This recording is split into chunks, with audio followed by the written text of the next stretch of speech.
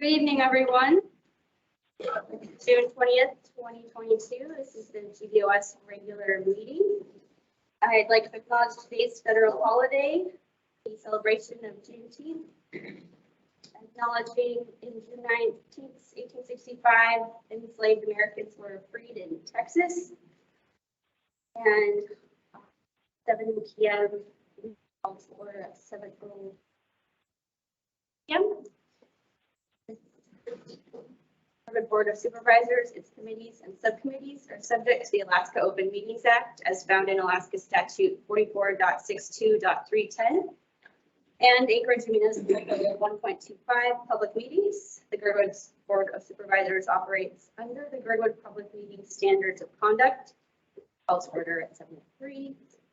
I am Brianna Sullivan, co-chair, Parks and Recreation and Cemetery Supervisor. With Mike. Mike Edgington, co-chair, land use supervisor. Jennifer. Jennifer Wingard, Rose. Outline Amanda. Amanda Sassy, Public Safety Supervisor. Thank you. And Guy is excused tonight, so he will not be here. Do we have any disclosures tonight? Going to disclose item number 16 with the trail plan. We'll be processing it anyway. My wife is vice chair of the Trails Committee. I'm part of several groups that have expressed opinions of the trails. Okay.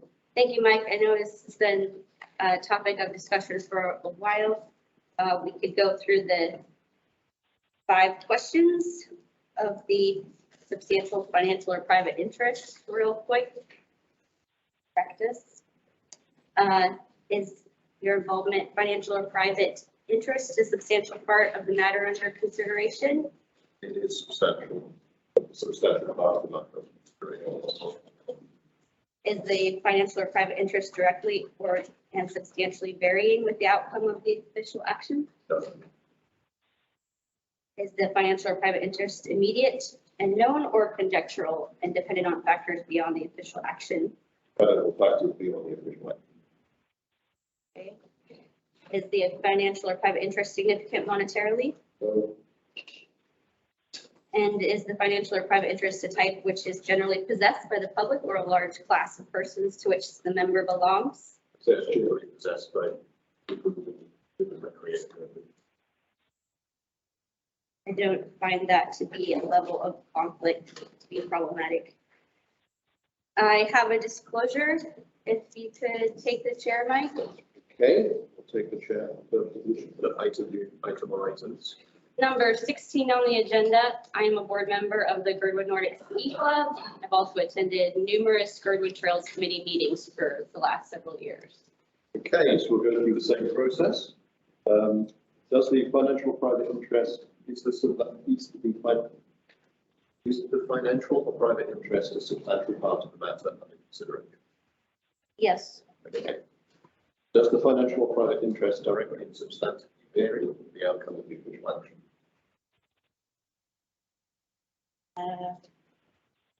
Yes.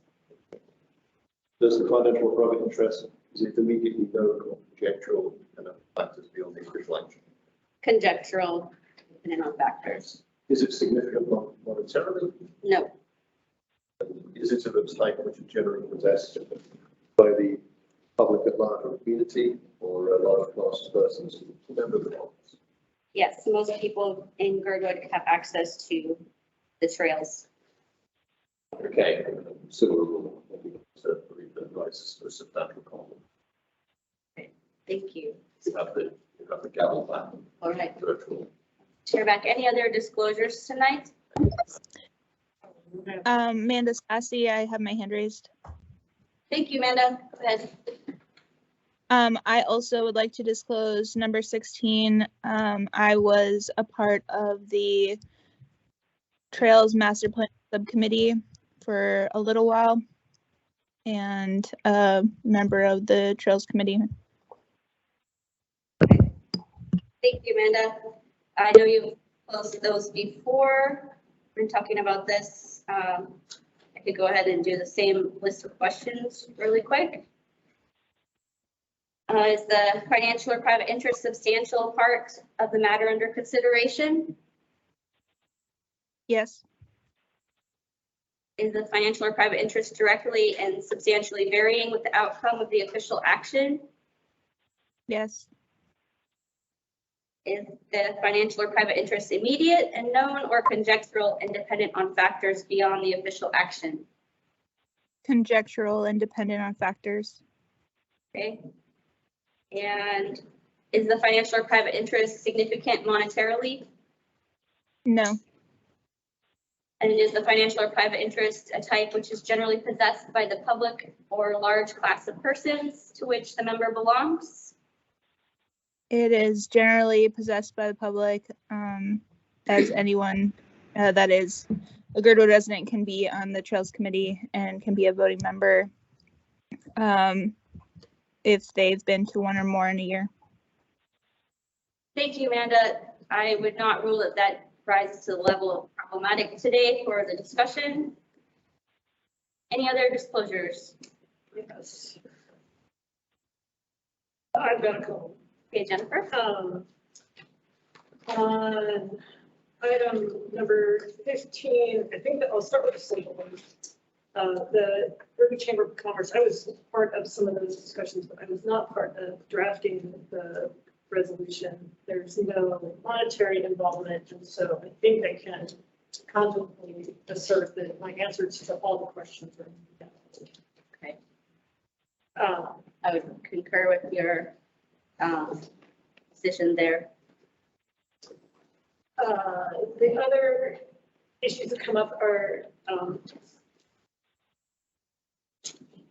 actually, I think 14 and 18. I don't know whether I can just, I think I need to just discuss them together, and it gets a little complicated to answer the question, so I might need some advice from the chair. So I am a long-term, I do have long-term rentals in Girdwood, and so as such, I am part of the market that is being, at least in theory, affected by the Molten Hills, and also I have sleeper short-term rental listings in Girdwood. I don't know if they would show up under the item number 18 being discussed or not. They are not active and have not been active in a number of years. Doesn't mean they won't be active. I use them if my long-term tenants ask me to help with a lease they're getting into or out of early.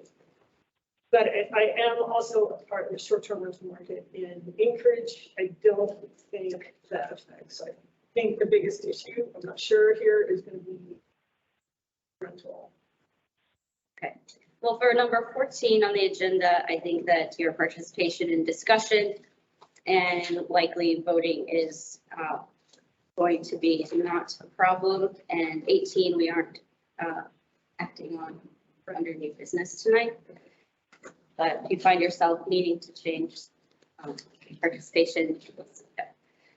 Sorry, can I ask a question? Yes. Did you just say, was the item 14 or item 15? Said I started with 15 because I was involved in some conversations. That's what I And we kind of short order that, and then I said 14. understood. Okay. Thank you, Mike. Jennifer began with 15. We could participate. That's right. Okay, thank you everyone for disclosures. Now on to agenda revisions and approval. Is there a motion to approve May 16th, 2020 meeting agenda approval? Move to approve tonight's agenda. Thank you. That should say tonight's date. And then, Second. thank you, Amanda. Any oppositions? Hearing none, I would ask that we approve all 5 minutes with one motion listed on the agenda. I move to approve the meeting minutes of the special meeting on May 16th, regular meeting on May 16th, of a GBS joint meeting on the 23rd, GBS Appropriate Association meeting on the 24th, and the town hall meeting on June the 14th. Thank you, Mike. Do we have a second?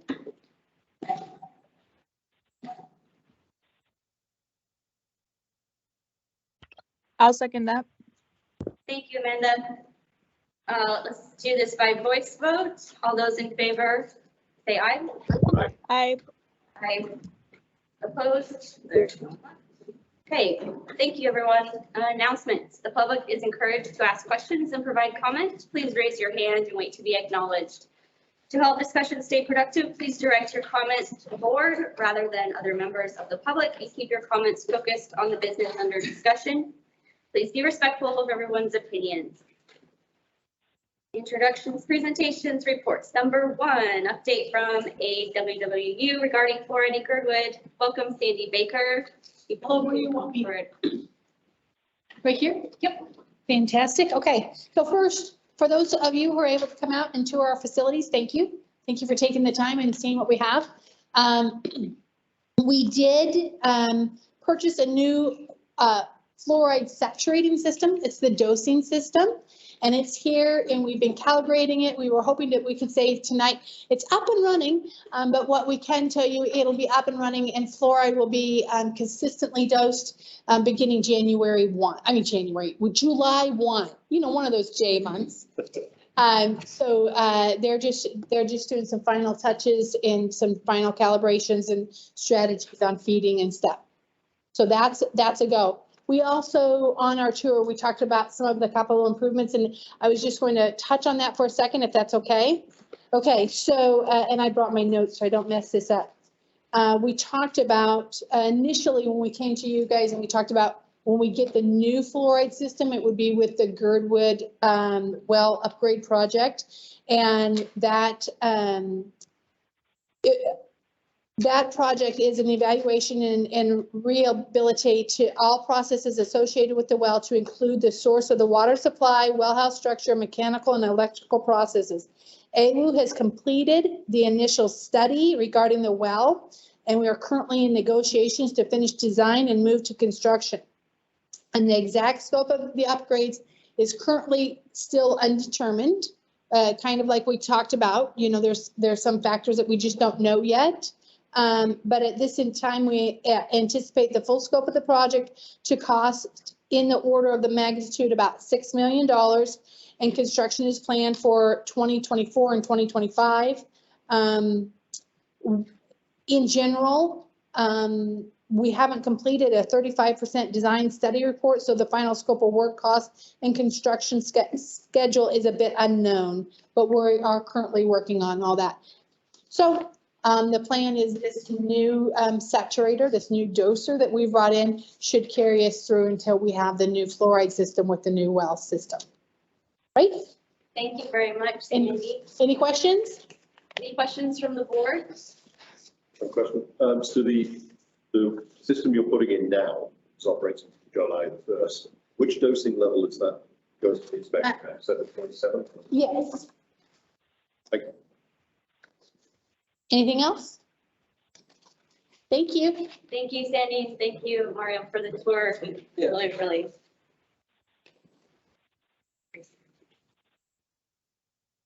Number 2, update of housing developments in Girdwood, including Fulton Hills.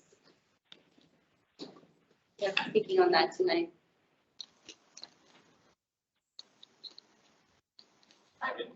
I'll say something, okay? Thank you, Crystal. This is Crystal Hoke. I just walked in. I'm looking at the packet for the first time, which includes the appraisal for Holton Hills, which I am shocked at the value that's been placed upon it. And maybe I just haven't, I've only looked at this a couple minutes, but what I'm seeing is the appraisal price is at $2.1 million. So I don't know where else you can buy 90 acres in Girdwood for $2.1 million, but I just want everybody to think about that for a second. And that's all I'll say at this time.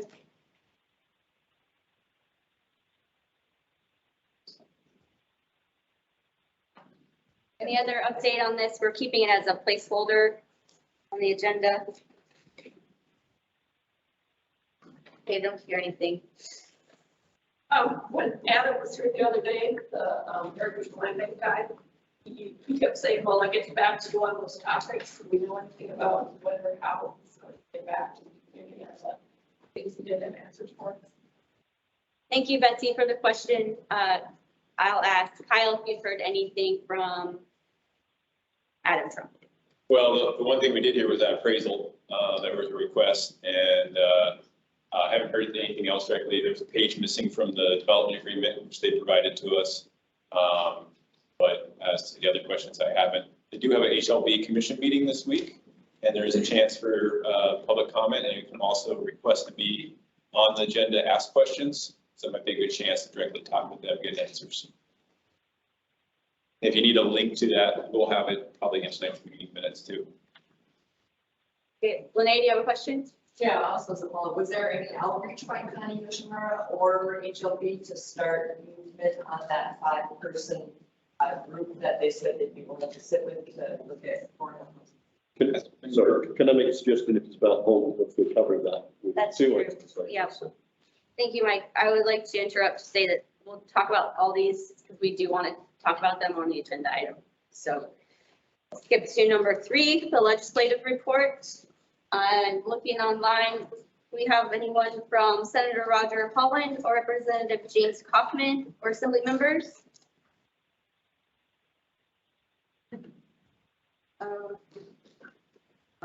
I would probably say the big thing that we're waiting on right now is to see the governor signs the budget, and there's 1.2 million in there for the new suspension bridge. So we're closely waiting for that. See what he does. He received the budget last week, and he has 22 days to review it and sign it. Or veto it, might veto it.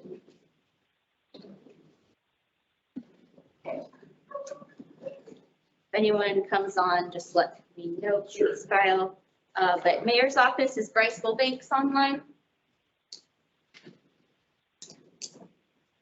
Believe so. Okay. Moving on to any school board liaisons, Kelly lessons through July 1st. No, we shall see it. Okay, supervisory report. Before we go there. Yes. I'm here. We got Oh, you seven are? more. Yeah. I'm sorry. Thank you. Please come forward, Randy.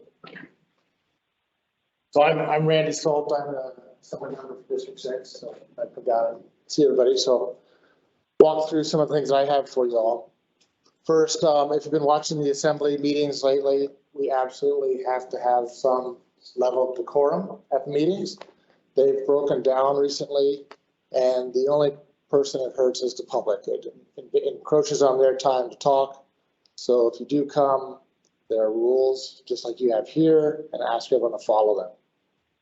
The mayor did send out a note today that he is starting an opioid task force to combat and prevent opioid misuse and overdose. If you want more on that, let me know. I can forward that announcement to you.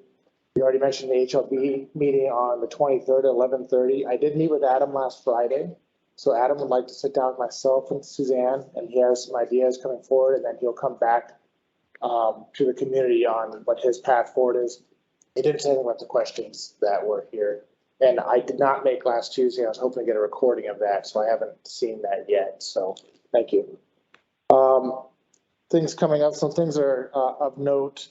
AO 2022-60, removal of elected official. That's been postponed to the meeting of July 12th. We are having a work session on that, I believe either this week or next week.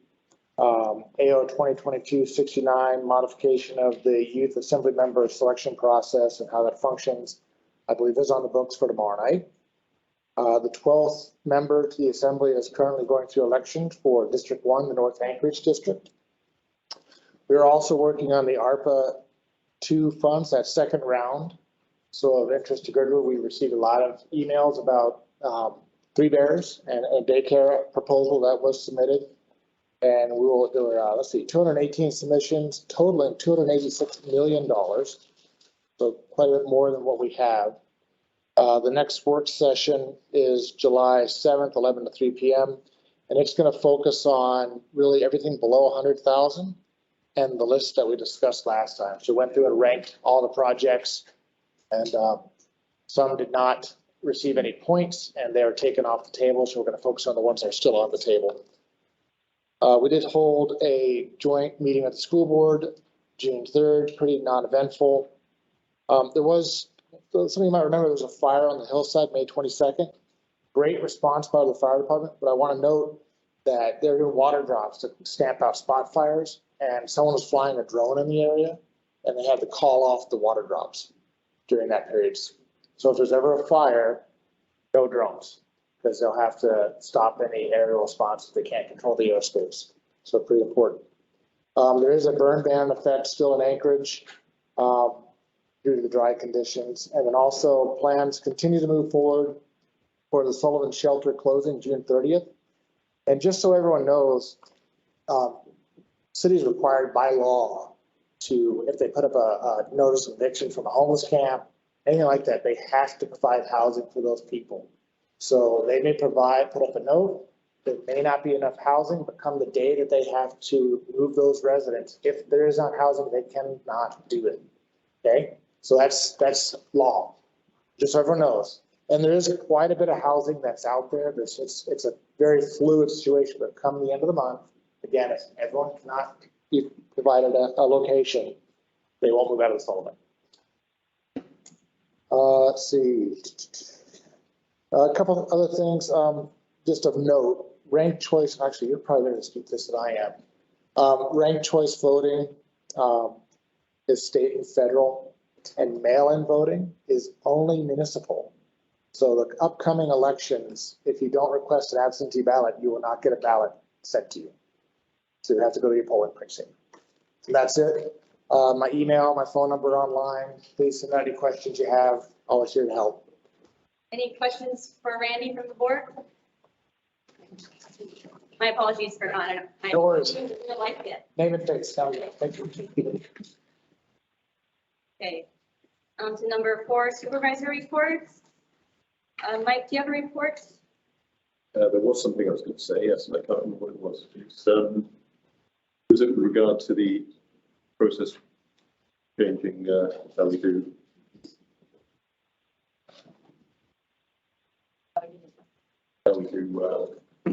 disclosures?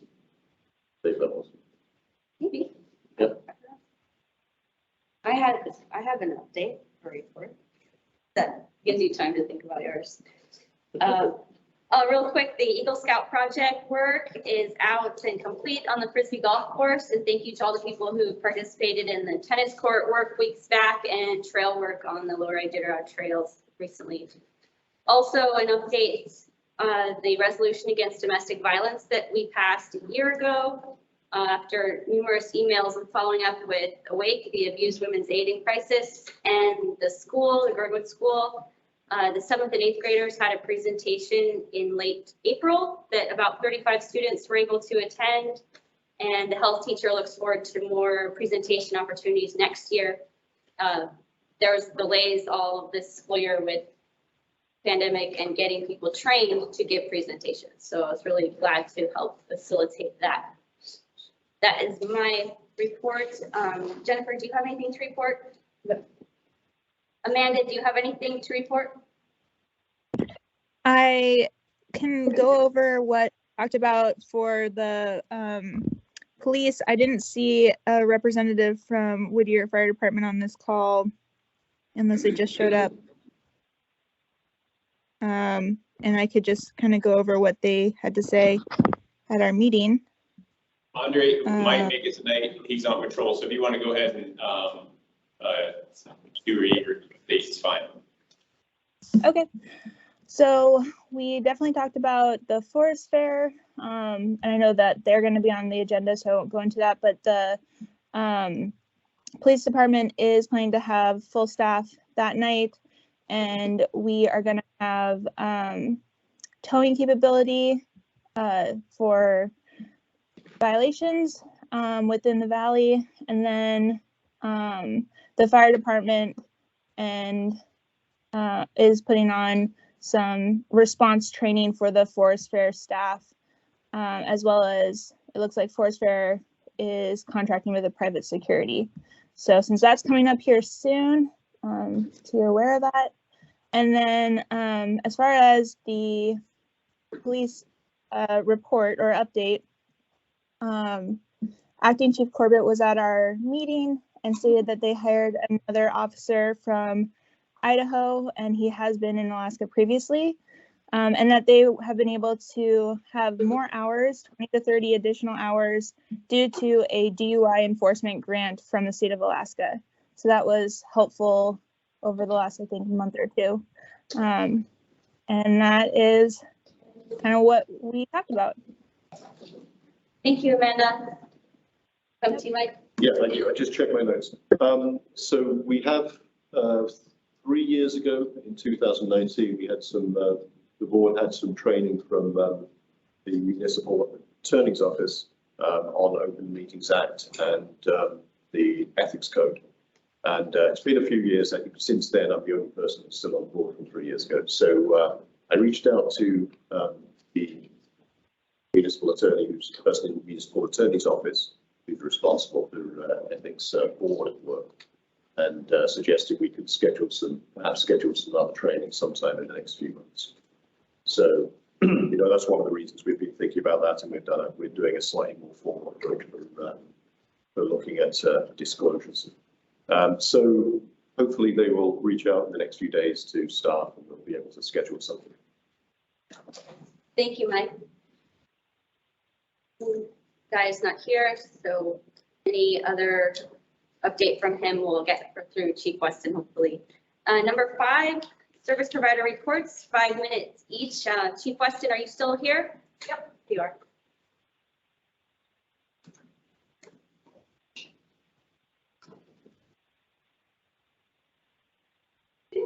Slide, that slide. Oh, that doesn't look great. It's coming. Okay. Hello, Michelle Weston, Fire Chief. First, I want to thank everybody for being vigilant about not having fires. Most of the fires we've responded to during the burn ban has been fires that were not intentionally set, but just by visitors that were Airbnbs that didn't know that didn't have fires. So they were all lovely when we visited them, and were super responsive in, for the most part, in putting them out. We did have one Crow Creek Road. We went to a number of fires at Crow Creek Road, which is outside the fire service area, but it's still, I think, in our all best interest to make sure those fires are out. One of those was unattended, and then the individuals came back to that one. So that was a little scary, but you know, it is. So currently we've had 186 incidents as of today in 170 days. 31 calls in May. This is basically trending the same for every month. And 2 fire calls, 20 EMS calls, right? Super busy for EMS. 1 hazardous and 8 false alarm. And most of those illegal burns are sort of melded into that false alarm part. Service, good 10 calls. Over Memorial Day, we had 10 calls for service. A number of those calls, at least 4 of them were in Bird, which is unusual for us, but we have a lot of calls, mutual aid calls there. And those were all EMS calls and 1 fatality. One of the biggest things that have happened, and this happened kind of in June, not in May, but we've had, for 1 week, we had 3 cardiac arrest calls that we were took out for within 1 week. And the first one was in Portage, and it was a witnessed cardiac arrest of somebody who was in their 50s. And it was witnessed by a nursing student who grabbed the AED, and they started chest compressions, and they shocked them, and that person survived, which is huge. And then we had a second call, which turned out not to be a cardiac arrest. That was good.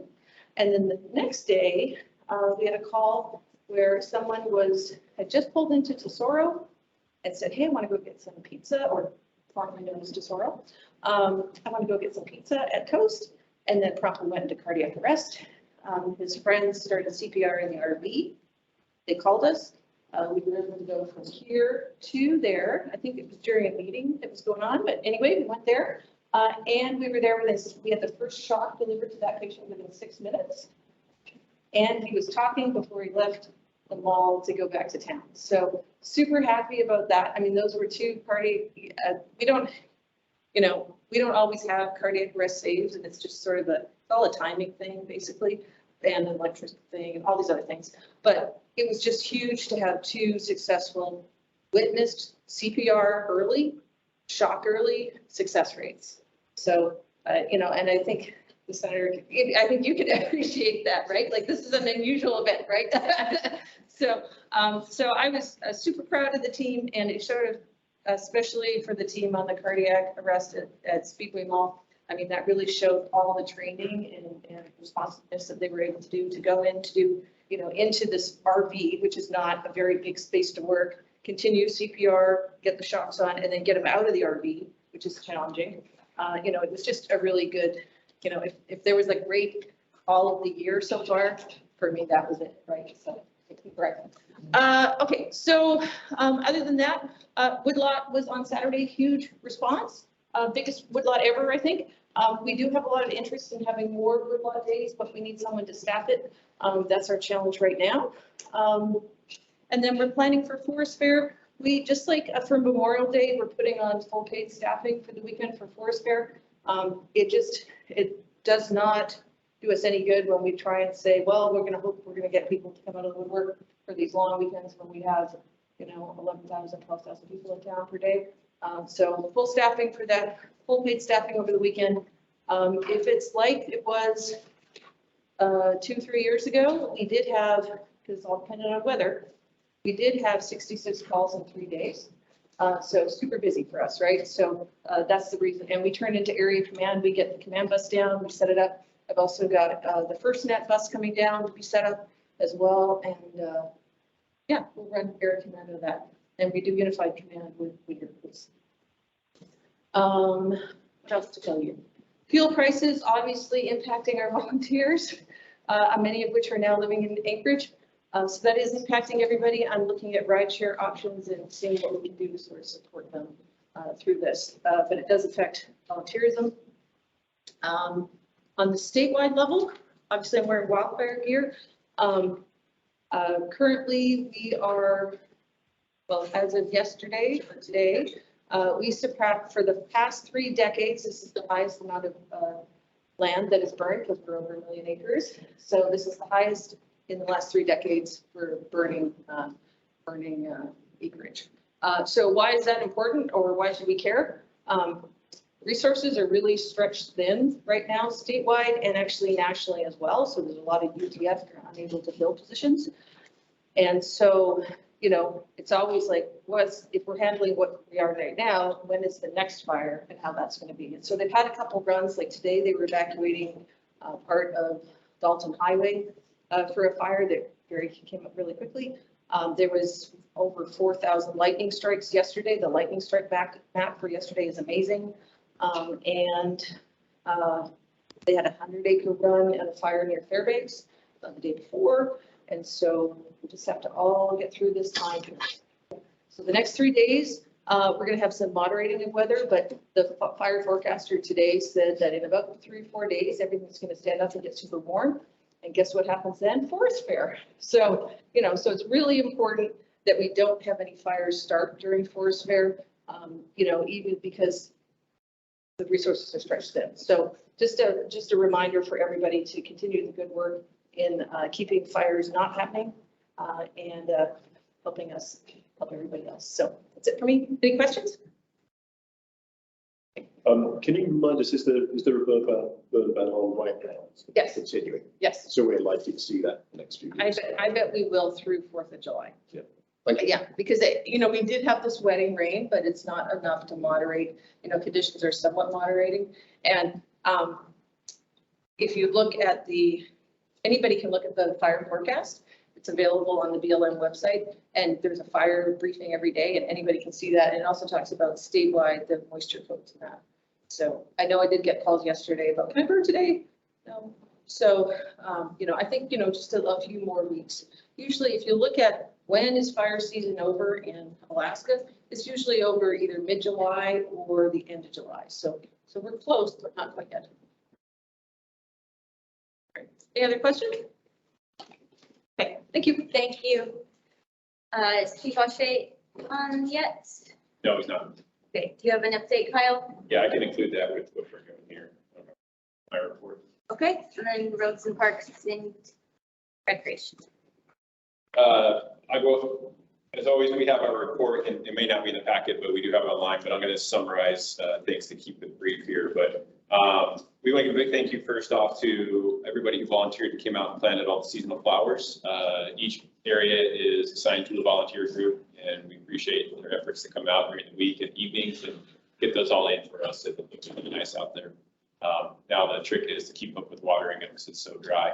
I also like to thank Odie Wedeking. He finished his Eagle Scout project, and if you play disc golf, you'll notice what he did. He put in markers, basically maps, like each hole describes the hole, the par, the length, and really did a great job with that. And so we thank him and the volunteers he put together that put that project and completed it so he could get his Eagle Scout status. So thank you again to Brody.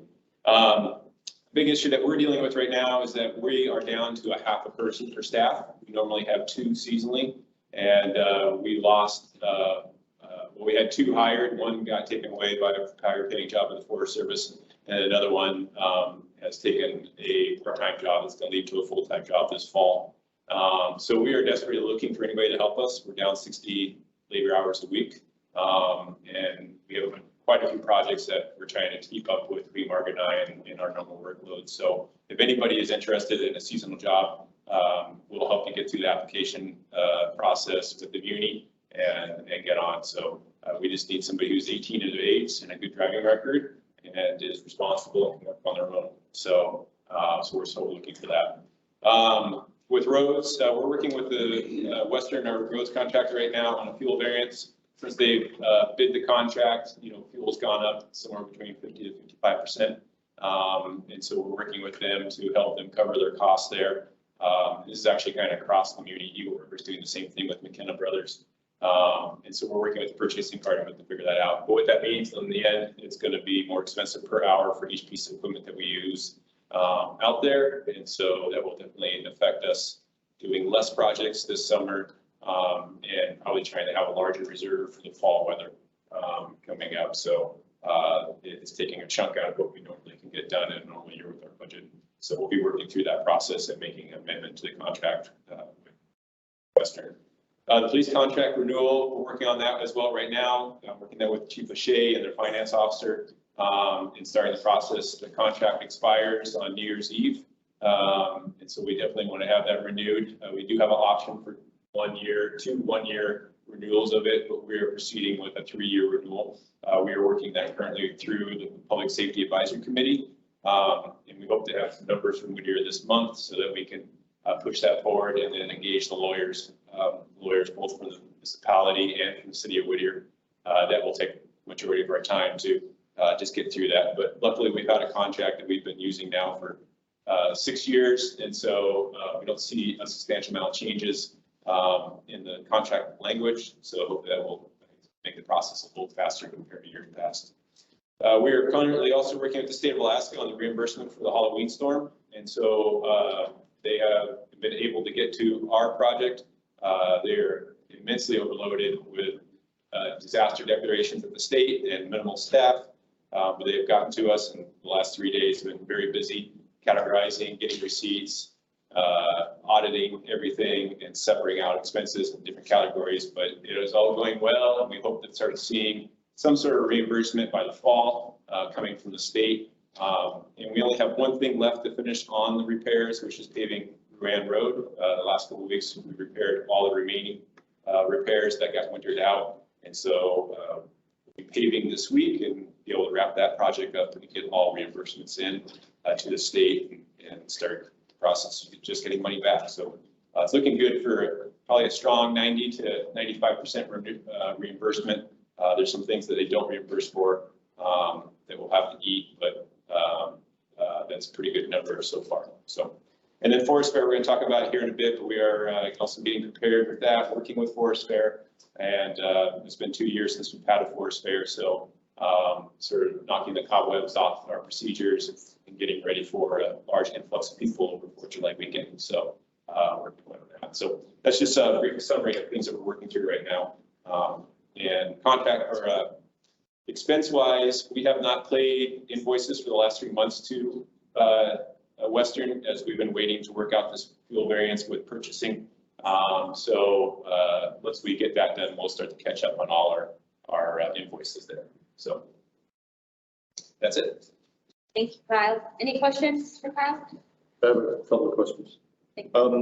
So with the Western, just so I understand it, with the Western contract, you're renegotiating rates, but the total amount we're expecting to be the same.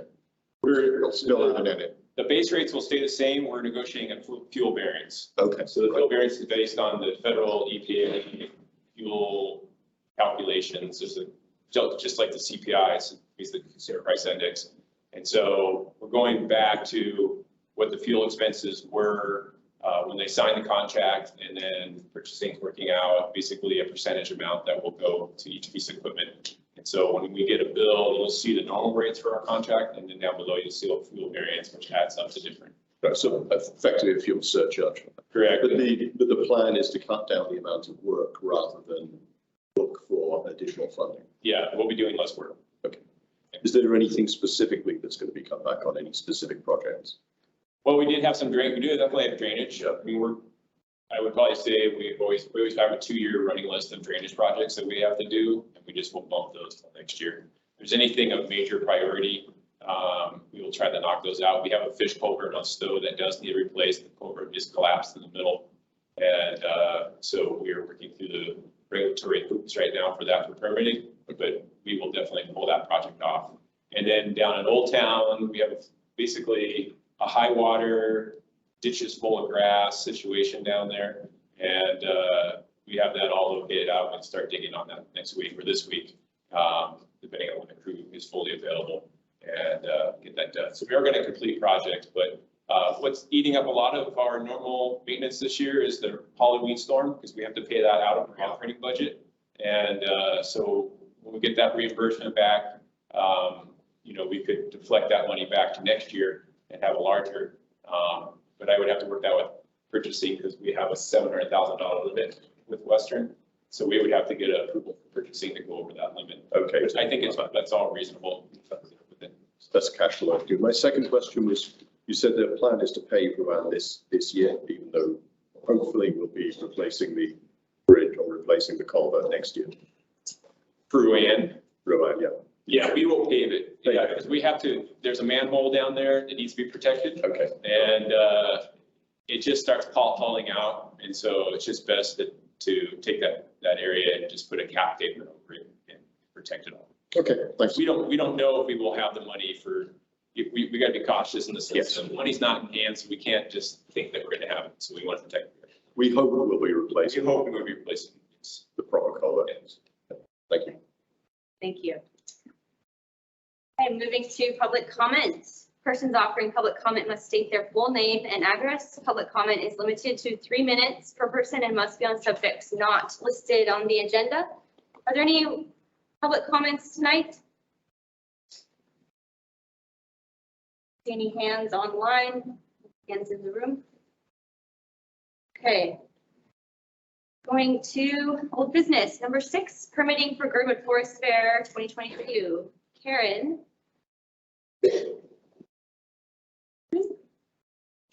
She is here. Karen, you're muted if you're trying to talk.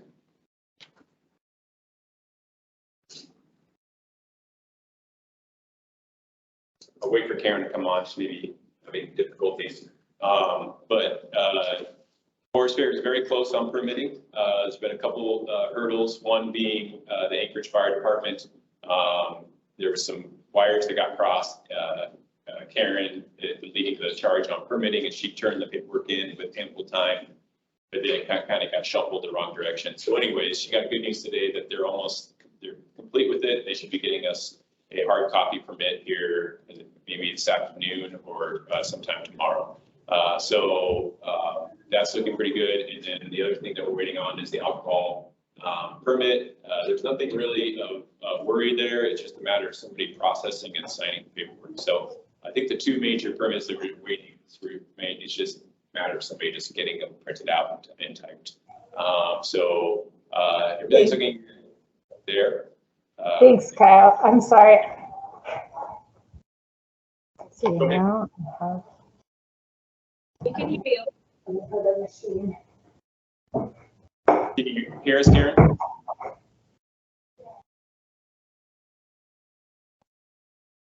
So I think we are very close on having everything that we need to issue them a Parks and Rec permit for this year. They've gotten everything set up with the resort for parking, which was a big concern of mine. So yeah, but overall, I think we're in good shape. Karen, can you hear us? We can hear you there. Maybe we can't now. Your mic is back off. I know what to do. Okay, Hey, Karen. can you guys hear me okay now? Yeah, we can hear you. Can you hear us? Yeah, it's just echoey. I'm not sure why. Do you have another I'm trying to device on? unmute my phone line. Yeah, mute your phone. Found it.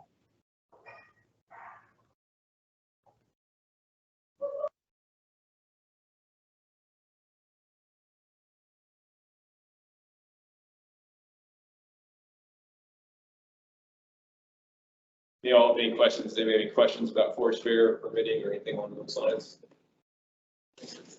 Question about parking. So with the development that's going on up at the employee housing development and the change in parking around there, there's less parking at the hotel and several other lots that used to be used in town, like the clinic and the one behind the post office are not available either. So do we have, is there an expansion in parking anywhere? Or are we just going to have a restriction overall? At this point in time, no, there's not an expansion. There's not a true viable option for expansion in other locations. The daylight should be completely cleared out, and I believe Forest Fair will have people up here that help park it, so it's more efficiently done in that aspect. And then also Forest Fair is really promoting this bus down this year, which is providing rides from town. We can park at central locations and catch a bus down and catch a ride home in the afternoon in that aspect. So, and we will be putting out signage to deter people from parking in the subdivisions out there. And Whittier will be enforcing, but they won't be actively pursuing irregularities. They will actually looking for things where like EMS and emergency services can't get through in that aspect, but they'll be responding to any complaints or anything like that. Hi, I think you can probably hear me now. Yeah, we can hear you, Karen. Can you hear us? Sorry about that. Yeah, I wasn't able to unmute from my phone line. So I finally figured out the computer. Thank you. It sounds like Kyle answered pretty much all the questions. Yes, the ABC permit and the fire department approvals.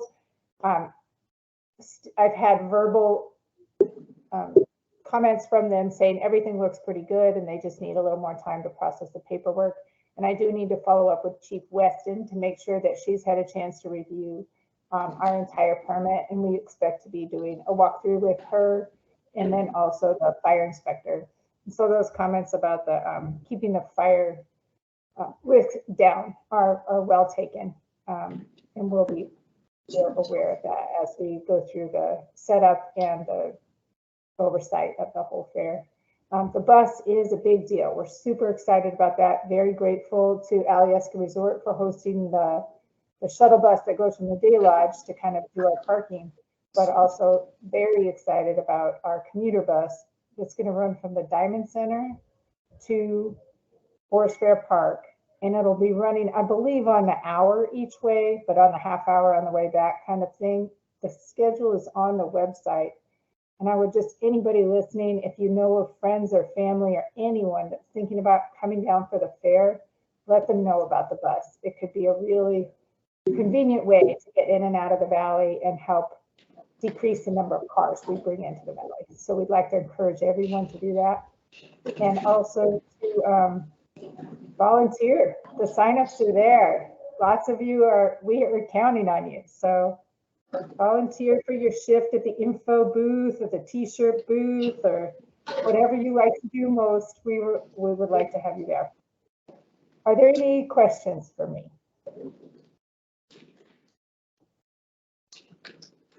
Don't see any hands. I see a hand up on the line. I'm not sure. That was Karen. That's Karen. Okay. Don't see any questions, Karen. Thank you very much for all of your time.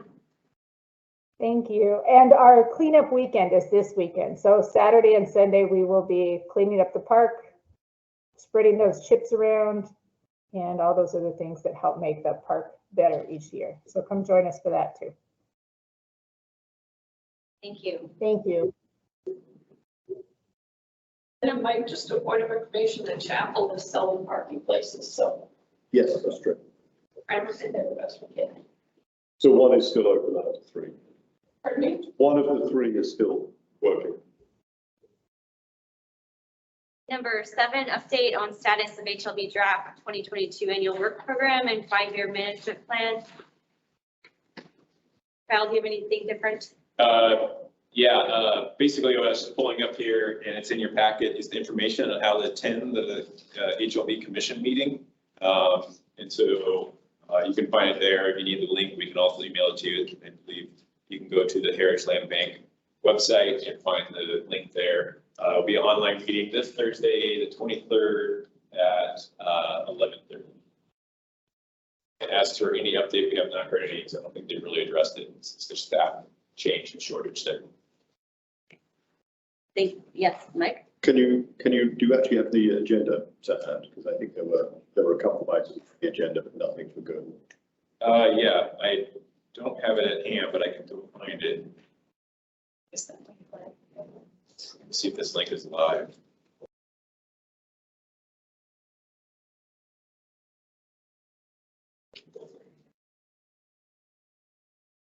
Just click on the top of the packet has the agenda. That's it. All right. Increase the size of it.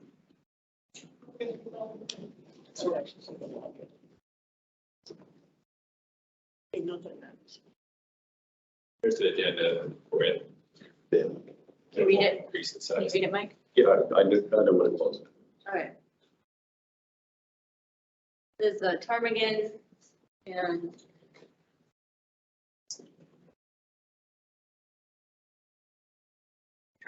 There it goes. on the screen is the agenda for HLB's meeting this Thursday, 11:30 a.m. And item number 7 is the persons not listed on the agenda. So if you're commenting, that would be that time. Yeah, and since it's not on the agenda, that means you don't need to sign up for your 3 minutes. Or you can just show up and speak for 3 minutes. Read the bottom page there, at the very bottom. No, they require you to commit the day before that you would like that time, because they mute everyone and you are not unmuted unless you're on their list for speaking on number 7. So I've emailed probably 5 to 7 times and left voice messages. Do those count, or does that say I'm only allowed to call them the day before the event for me to be considered to be allowed to speak? How do they? I don't know, but I would try what you just said, call again, even though you've already called. Anything to add? Probably email would be a good I've thing done to have a record of it. 5 to Yeah. 10 emails along with voice messages. Okay. All right, anything else on number 7? I just have a quick comment. I think it's unusual that it's not on their agenda because it was on their agenda in January, February, and March, I believe. It was discussed at all 3 of those HLB meetings. And now it seems to have disappeared. So now we are in June, headed into July, and they still have not approved their 2022 work plan. So just point of information. Yeah. Thank you for the point of information. Okay, moving on to number 8, the update of Girdwood Valley Service Area Manager Review. I will speak to that. Our Girdwood Valley Service Area Manager, Kyle Kelly, was in need of an updated performance review and requested this from GBOS. His last review was completed by GBOS members in 2016. Kyle's workload has evolved and grown since then, and this process needs to be completed much more frequently. So for GBOS had a special meeting May 16th and members completed rating criteria forms and provided feedback for Kyle. Furthermore, I corresponded with Kyle and his close coworkers to assist in the review process for a more thorough and thus robust performance review from these two groups.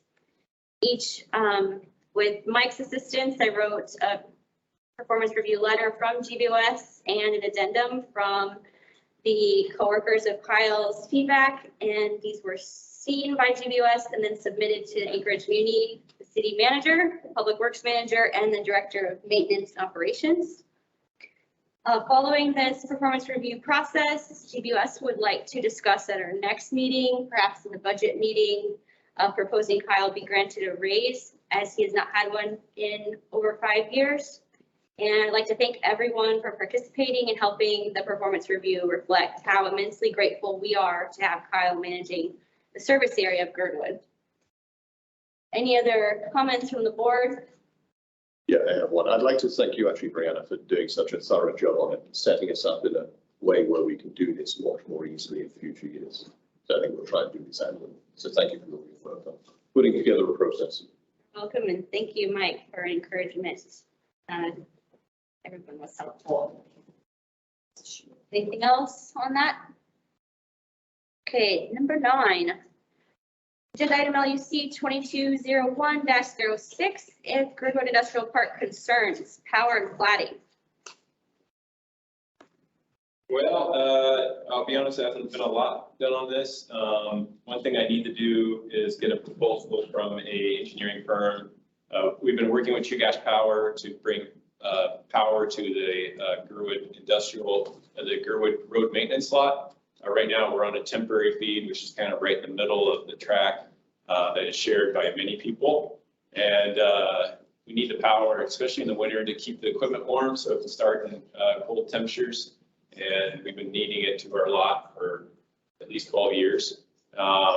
And so we've made some progress with Gbs. We need to hire an engineering firm, electrical engineering firm, to help us line out what the power will look like on our property, so Gbs will approve connecting to it. So we're working through that at this point in time.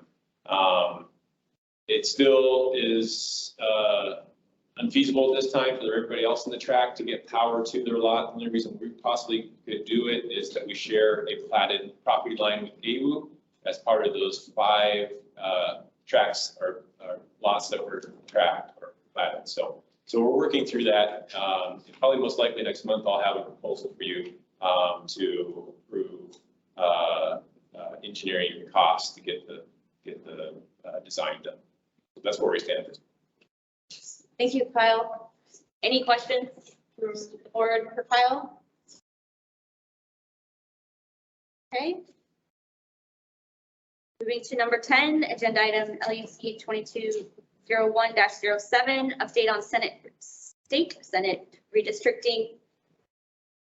Have any update on that? Just real briefly, we did prevail, which was great, but I think more importantly that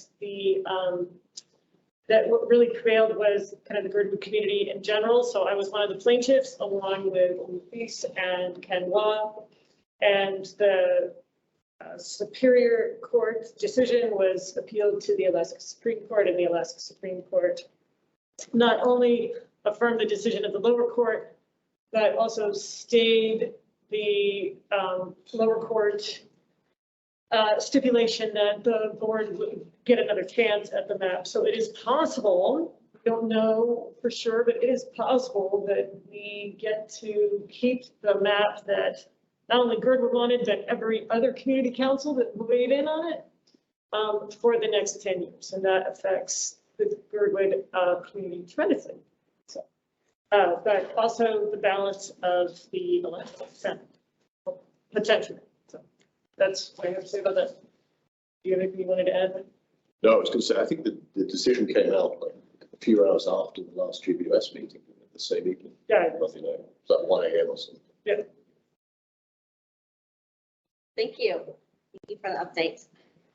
Number 11, update on GBs resolution, and this is Guy's to speak to, and he's not here. So we can move to number 12, GBSA 2023 budgets, confirm meeting dates for 2 work sessions and 1 alternate. So we have put forward the budget proposal or budget dates, and it was a request at GBOS to see if we could drop down to 2 work sessions. And so at the July meeting, we will give our proposals for the 23 budget. And then between now and then, we will want to confirm the 2 dates that really work for the majority of the group for GBOS.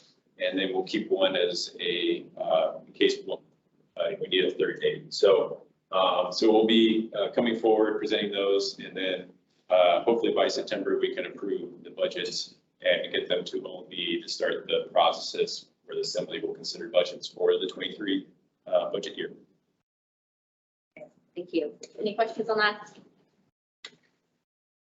Number 13, agenda item LUC 2205-05, request for GBS resolution of support to oppose the Constitutional Convention. Kathy Giesel presenting, Don Phillips its sponsor. We discussed this last meeting. Kathy is here again. You're welcome to have the floor. Thank you, Madam Co-Chair. Yes, I'm Kathy Giesel. I am one of the 8 statewide co-chairs for a coalition called Defend Our Constitution. We are urging citizens to consider the facts and offer a no vote to the Constitutional Convention question, which will be on the November 8th general election ballot. As usual, Madam Chair, I come equipped with copies of the Constitution for anyone here who would like one. Okay, please come and pass those out. But Madam Chair, I did present last month at the Land Use Committee and here at GBOS. And last week again at the Land Use Committee. I'm happy to review key points again if you'd like, Madam Chair, or not. Your pleasure. Thank you for that opportunity. Because we have a lot still on our agenda and we have the resolutions ready, I think I'll spare you the time as well, the time on the road. So we've been looking at this since our last meeting, and Margaret's bringing up the amended version, make it more Girdwood. Just say, how do you recommend doing this? Doing the, moving the original and then amending to the second one, or just moving the amended? I would think that moving the amended version would save Okay. the time. So in that case, I move the version on the screen. There is a motion to move what's presented on the screen as in amended. Is there a second? I'll second Amanda. Thank you. Jennifer did just really quickly before that. So we have a motion and a second. Is there any discussion about the resolution? Yes, I can't see it. Should be bigger, sorry. You have the packet? Okay, we'll view in on the amended version for you. Trying to make it bigger, it's just not the computer, so it's slow. So to respond. I'll speak briefly to this. So there's a number of general points, most of which Kathy Giesel has already covered in previous meetings. And then we have several which I think are specific relevant to Girdwood. So these are really about elements of local control changes to potential big changes to municipal organization and counties and stuff of that ilk. So these are all points which I think are relevant to us as very relevant to us as a community, which is actually the bit I'm talking about below there at the towards the bottom of the page. Oh, yes. Thank you, Mike. Any other discussion? Yes, go ahead. So, and maybe this is a question for Mike, I don't know, but are you, if these changes are specifically kind of addressing why this is a concern to come through to us and why it matters to us? And Yes. Okay. Yes, thank you, Jennifer. Okay, if there's no further discussion, I would ask for a roll call vote. Okay. Brianna Sullivan, Yes. Jennifer Wingard, Yes. Mike Edgington, Yes. Amanda Sassy. Yes. Motion passes 4-0. Thank you. Thank you, Kathy. Thank you, Kathy. On the third one that's underlined, there's an extra S on R in your meeting. Oh, R is best. Just a small typo, I think it's just. Okay, you see that one little tiny S, Margaret? I do. Perfect. Thanks, Crystal. Didn't see it earlier. Okay, moving to number 14, discuss and vote on action generated from GBS and LUC Town Hall on June 14, 2022. Mike, would you like to speak to this? Yeah, it was very lively discussion at the GBOS LUC Town Hall last week. I don't think anyone is going to come away from that meeting thinking the community is in support of the proposal that as it stands now. So I think really the question is how we most effectively make it clear that it has to change in various ways and help guide that process in the right direction. I mean, there are all sorts of outcomes, including nothing happened, changes to the proposal. I was hoping we would have got some feedback from Adam so far about what our options are. But given that we don't have that, I think we should go ahead and probably one of the concrete suggestions about a follow-up was to have a subcommittee focus on this. People with relevant skills coming together and sort of representing a more joint voice of the community. We did that before. We've done that before for other major things. We did that for the police topic. We had a subcommittee separate from GBOS, and they kind of coordinated, a set of opinions and helped do some research, and then finally the action went through GBOS. So what I would suggest is, and we're open to many other suggestions, but we put together we set up a subcommittee and then request nominations for people to serve on that. We could probably do that fairly quickly. I mean, if we decide tonight we're going to set up that subcommittee, we can probably ask for nominations and have a special meeting to appoint people before our next meeting. So sometime later on this month, maybe. So, Go ahead, Jennifer. Yes. so like it would be GBOS that appoints the people to that committee, not land use. Probably. I mean, that's how we did it in the past. I'm just thinking of something analogous to how we dealt with the police issue. Although it is different, obviously, to the police issue. I am definitely in favor of setting up the subcommittee within the next 2 weeks and helping with the process to make it a nice, well-rounded representation of experts in different fields that would help come to a voice of Girdwood's wish after the town hall meeting. Like we did with the police scenario. Are there any other comments from the board about this before we move to the public? Well, I'll make a specific motion. So I move that we set up a subcommittee of, I would say 5 members, but whatever makes sense. I'll say 5, and we can change that if necessary. 5 members to sort of coordinate discussions with the developers and HRB and to represent the communities of people. And let's set a date of, we could ask for people to nominate by the end of next week. What date is that? First? Yep. Yeah, we're nearly at the end of June. Next Friday is the first. Week from Friday is the Thursday. Okay, we have a motion to set up a subcommittee of 5 members to coordinate discussions with the developer and HLB to work with the community and have the applications in by next Friday. Is there a second on the motion? Second. Jennifer also seconded. Do we have a second? Is there any discussion? Yes, Jennifer. I am definitely in favor of this committee, but I feel pretty strongly that we need to, and I don't know if we need to put it in as part of the motion, but I really like a stated public interest in having this committee reflect as broad a diversity of people invested in the housing market as possible. And in particular, making sure, if we, at all possible, we have someone representing long-term tenants.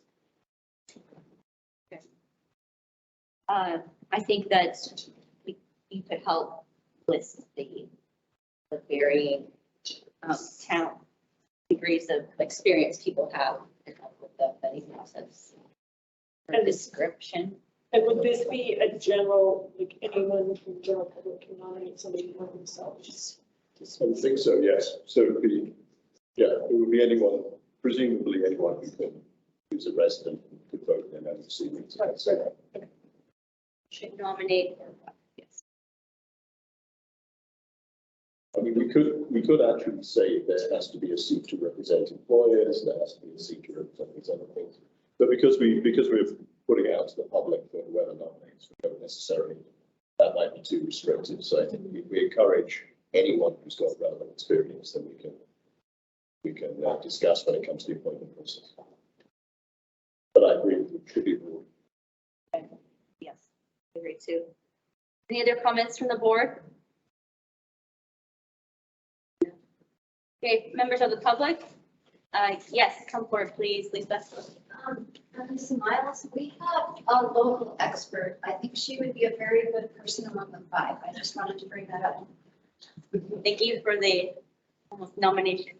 Yes, ma'am. I would really like to see specifically on this as you can dovetail with your sorry to have a subcommittee GBOS, but I really think. Hold on, point of order from Margaret. Come on, I'm Tina, sorry. because people can't hear you. Yeah, in order for our virtual meeting to work for the virtual attendees, they need for you to be right here. This is actually. Right over here. Okay, Thank my name is Grace Pleasance. I live at 2935 Alyeska Highway. I'm a resident. In tonight's resolution, or at least in number 14, if the town hall meeting, which I attended through Zoom last week, was resoundingly opposed to the Holton Hills, I would really encourage us to have a resolution tonight so that at the HLB meeting this coming Thursday, they have on record that we are not supporting this motion or this sale of this transaction in the manner it's going forward. I think that I've spent a fair amount of time reviewing the development agreement that has been put forward on this proposal, and it's outrageous. I've never in my life seen a development agreement in that manner of the liability the city of Anchorage is taking for this development. The developer, which is Connie Yoshimura, I think it's called Girdwood Live or something like Girdwood Live, has no skin in the game, has no money that they're putting forward in this development. And the city of Anchorage is funding everything from a pre-development budget, which doesn't even identify how much money she's already received, to monthly draws that are occurring. That I am just, I mean, as a citizen of Anchorage and a citizen of Girdwood, I am just shocked that HLB did this to us. So that is my recommendation for tonight, is at least we come away with some documentation that GBOS can send to HLB for their Thursday meeting, because I think it was a very important meeting that you had last week. And I think there was a lot of comments made forward. So that's my comment. Thank you, Ms. Pleasance. And that's probably for number 15.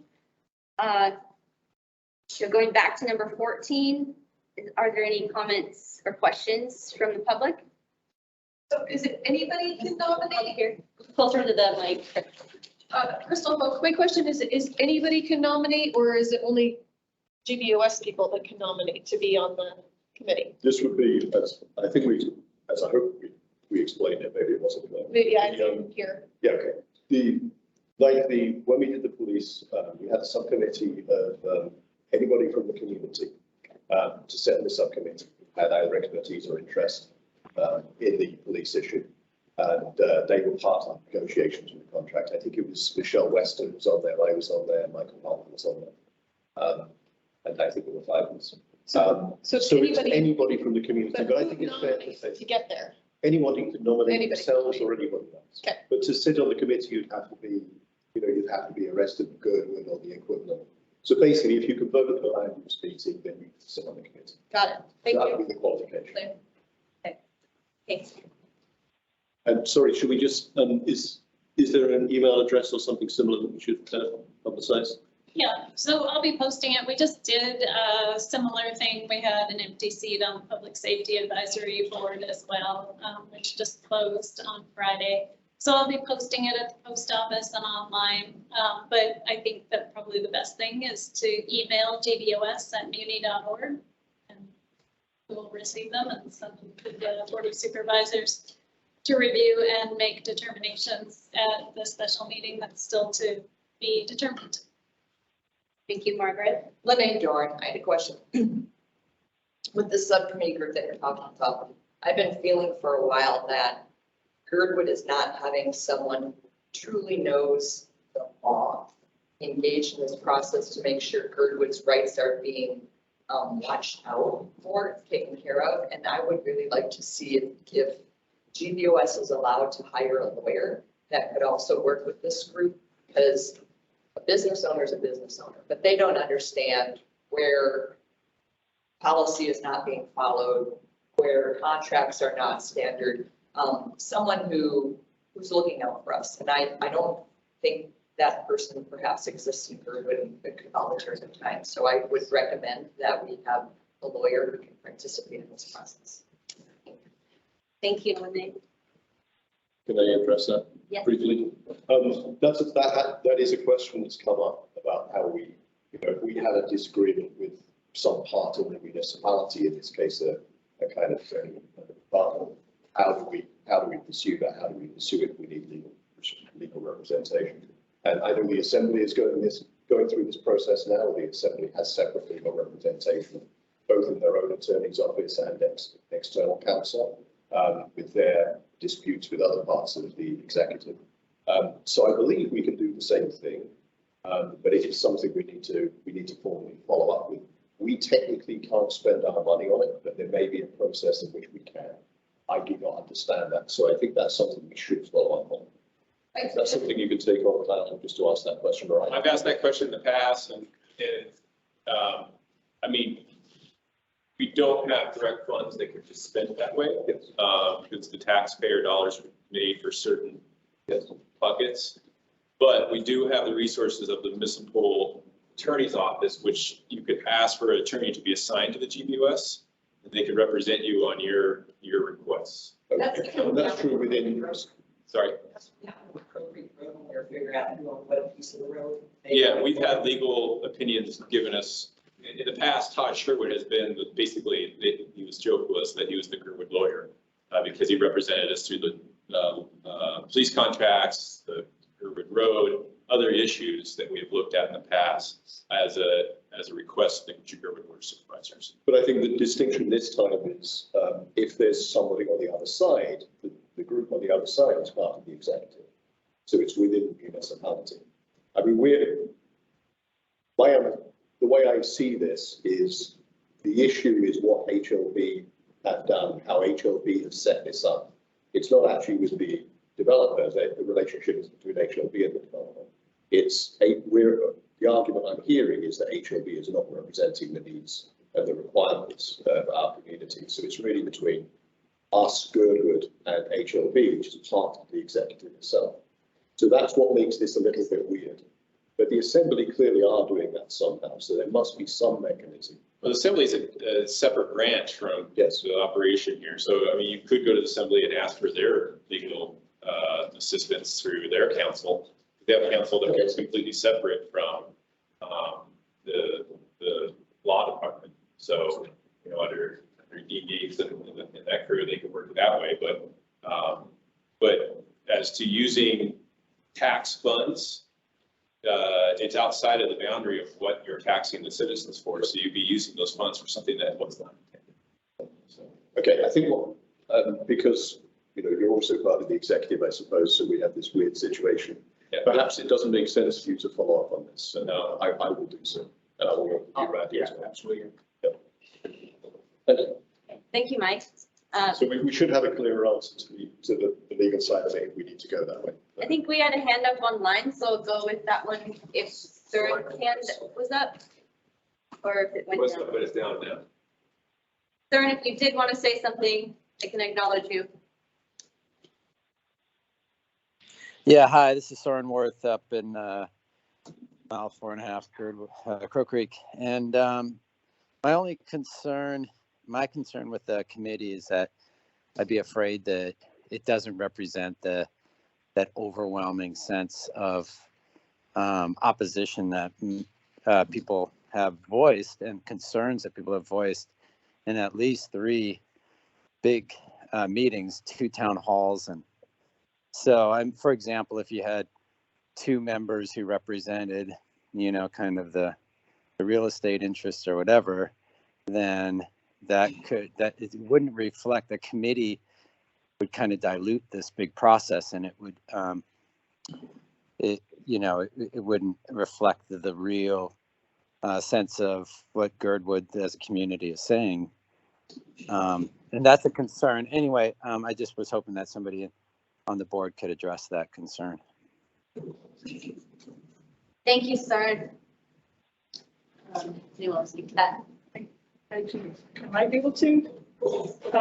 Soren, I think actually, I appreciate that concern a lot, and it's been one of my concerns all along on the way we're talking about housing, that it be as diverse as possible. But I would say, based on what I've heard and as Mike was saying, his impression of that town hall meeting as well, is that if anything, it might be hard to find anyone in the opposition to the opposition. It was pretty universal. All told, out of 170 voices between the different meetings we've had on this, at least close to 200. I've heard maybe 2 total. So I hear you, but I would also say, as someone who's at least tangentially a part of the real estate environment, or at least long-term renter on the provider side, there's no fans that I know of there either, because those of us who are involved in real estate and watching it find a whole lot of stake on this. So if anything, and Grace Pleasance just spoke to this, I mean, she's certainly someone who knows what she's looking at in this. The more you're aware of how things are supposed to go, the more you're aware of market conditions, the more problematic this deal looks for Girdwood and our immediate problems. But I would agree that it needs to be diverse and not just be business interests. So if I'm understanding that part of your concern correctly, that's a part of my concern too, which is why the first voice I asked for is just to make sure we find somebody somehow to represent long-term tenants.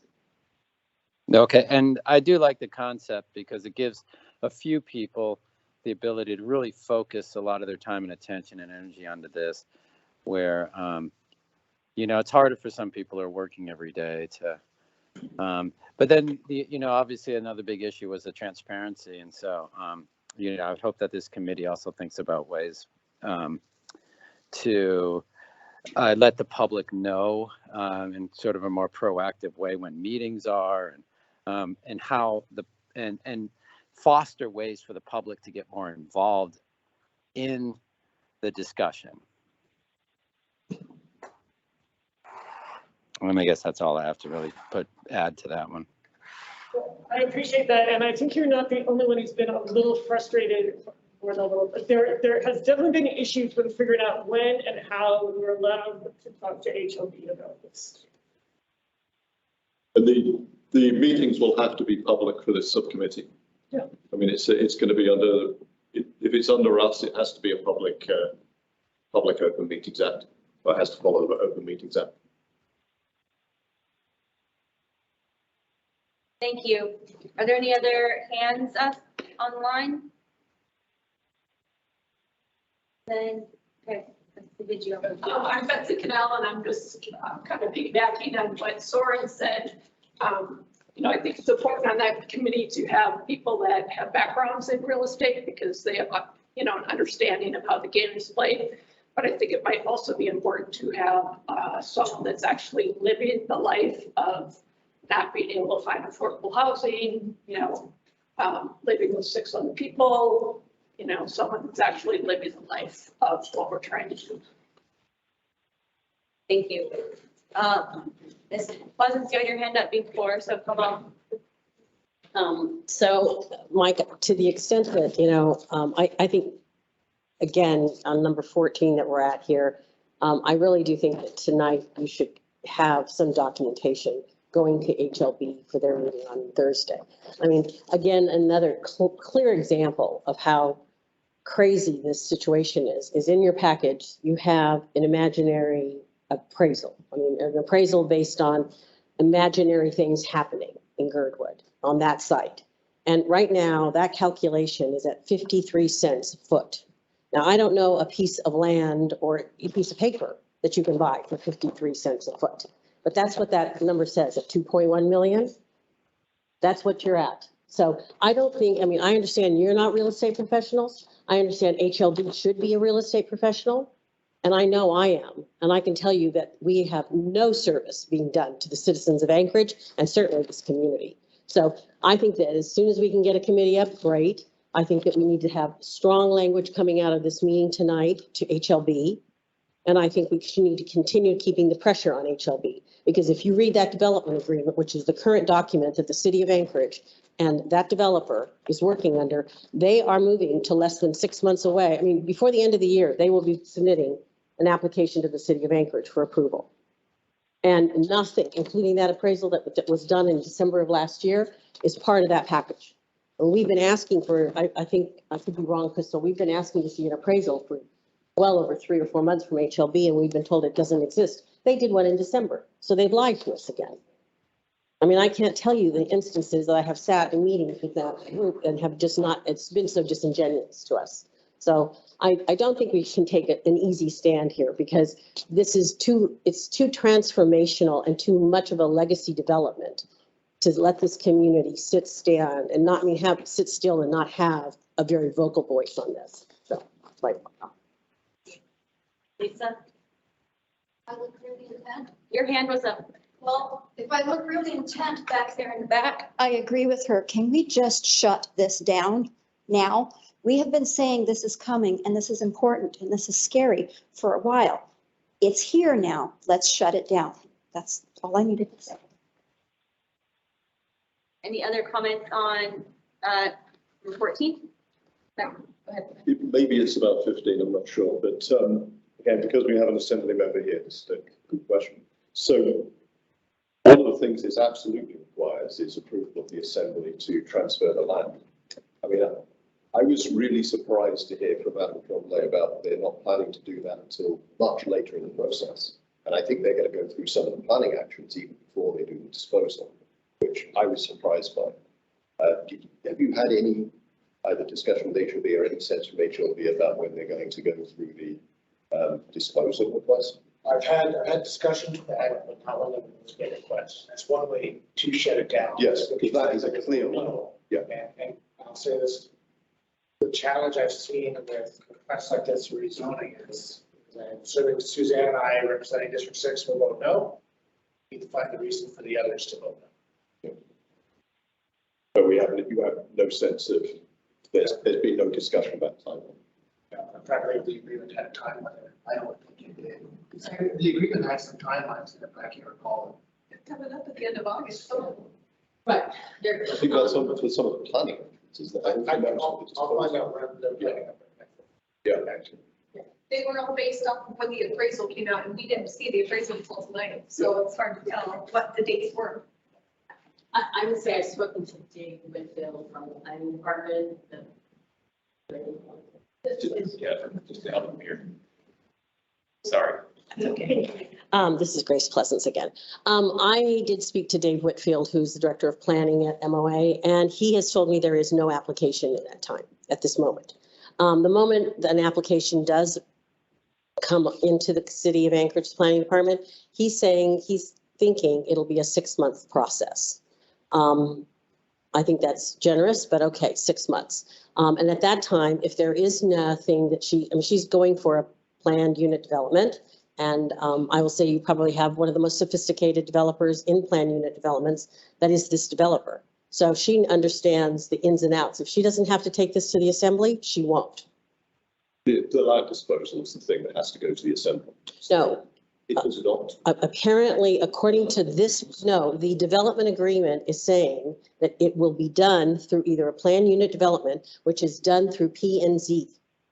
That's my understanding is, Well, I spoke to Dave Whitfield. He I told mean, me, this as well, but my understanding is there are three parts that go through planning and the land disposal itself has to go through the assembly. I mean, there is no way of getting land from HLB into the hands of somebody who's buying the land yet. so according to the development agreement, the city of Anchorage is subordinating the land. They are not selling the land until a lot is sold. But that's still a form of disposal. No, well, not really, not in legal terms. A subordination to the land, the subordination of your property in a development is meaning that you're taking the back seat.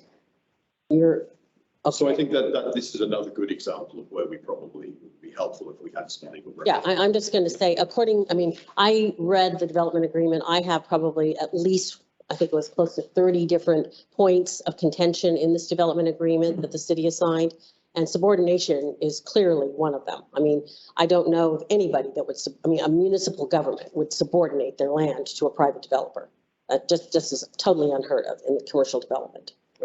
I mean, I'm also taking the points which Adam made, that it does go through assembly action. I think he answered. Well, I was told by Dave Whitfield, the only thing that will require assembly action right now under the concept of a plan unit development is a change of rezone.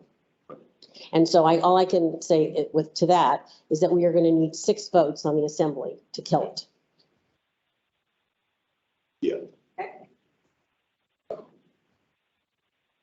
Okay, Jennifer, do you have one more? And then we'll circle back to the motion that was seconded. Actually, that's what I was going to ask for. Yes, circling back. Great. I think that does our discussion for the motion, and I'd like to call for a roll call vote on our motion. Kyle? Sure. Brianna Solid, Yes. Jennifer Wingard, Yes. Mike Edgington, Yes. Amanda Sassy, Yes. motion passes 4-0. Okay, thank you, everyone, and thank you for that. I look forward to the nominations and applications. Thank you for those. Number 15, agenda item LUC 2205-07. This is the Girdwood Chamber of Commerce request for Gbs Resolution of Support. No request, and I'll not read the rest of it, save some more time. And this is in the packet.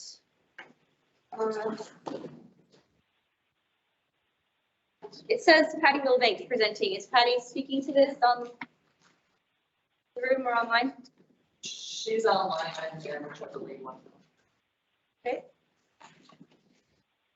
You're welcome to walk up, Lene, since she doesn't, I see her online, yeah. Yeah.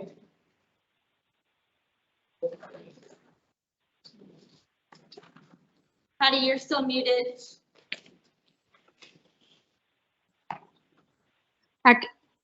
Thank you. At this time, I'm going to turn it over to Lene since I'm not physically there. So thank you. Okay. Thank you. Thanks, Lene.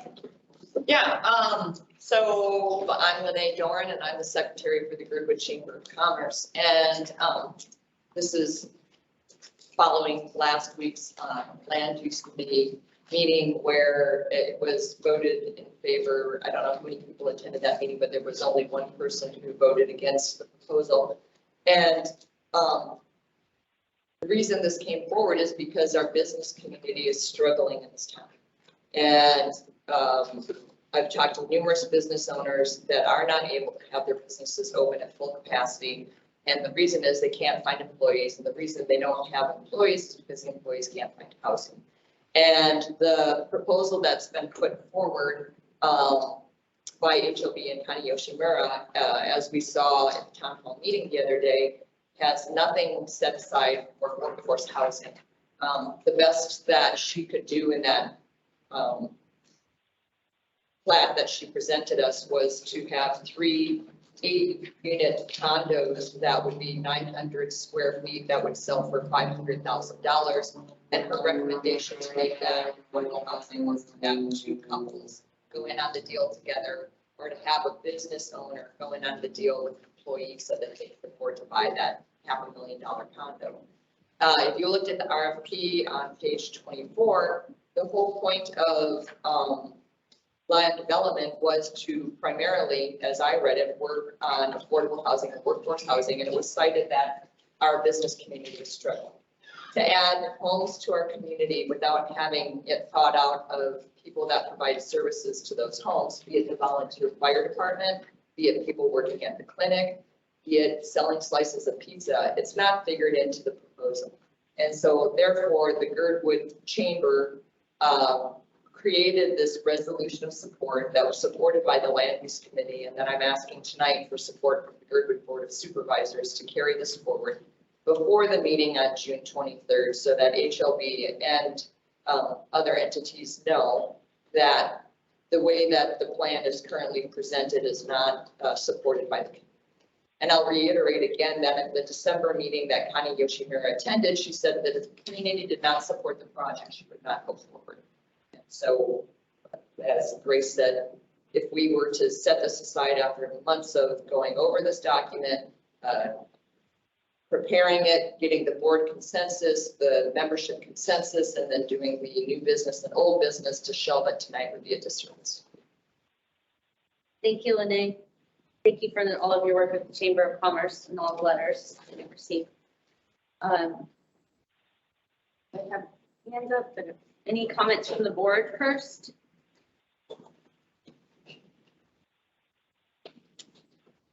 You go. No, you go first. I have a few questions about the wording of this, but I'm not sure if it's appropriate. Okay, right. Well, start the discussion. We can. Okay, so I'll make the motion that we approve this. Okay. Yes, there's a motion on the table to support the resolution as presented. Do we have a second?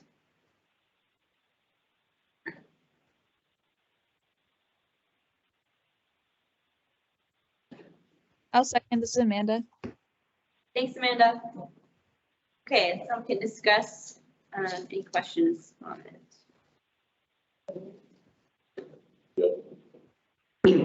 I think the thrust of this is right. I think there's a lot which goes much further than I'm comfortable with in terms of asking for very, very specific things. And there's definitely some wording that have to be changed. There's some factual accuracies. But I think the better path is to not take this resolution as it stands right now, but to summarize the key points of the town hall from last week and send a letter to HLB and have that available by Thursday's meeting. And we should have, at least one of us should be there to speak to that. I think that's a bit more flexible. It'll summarize basically that the meeting was not in support of the project as it currently stands, and that the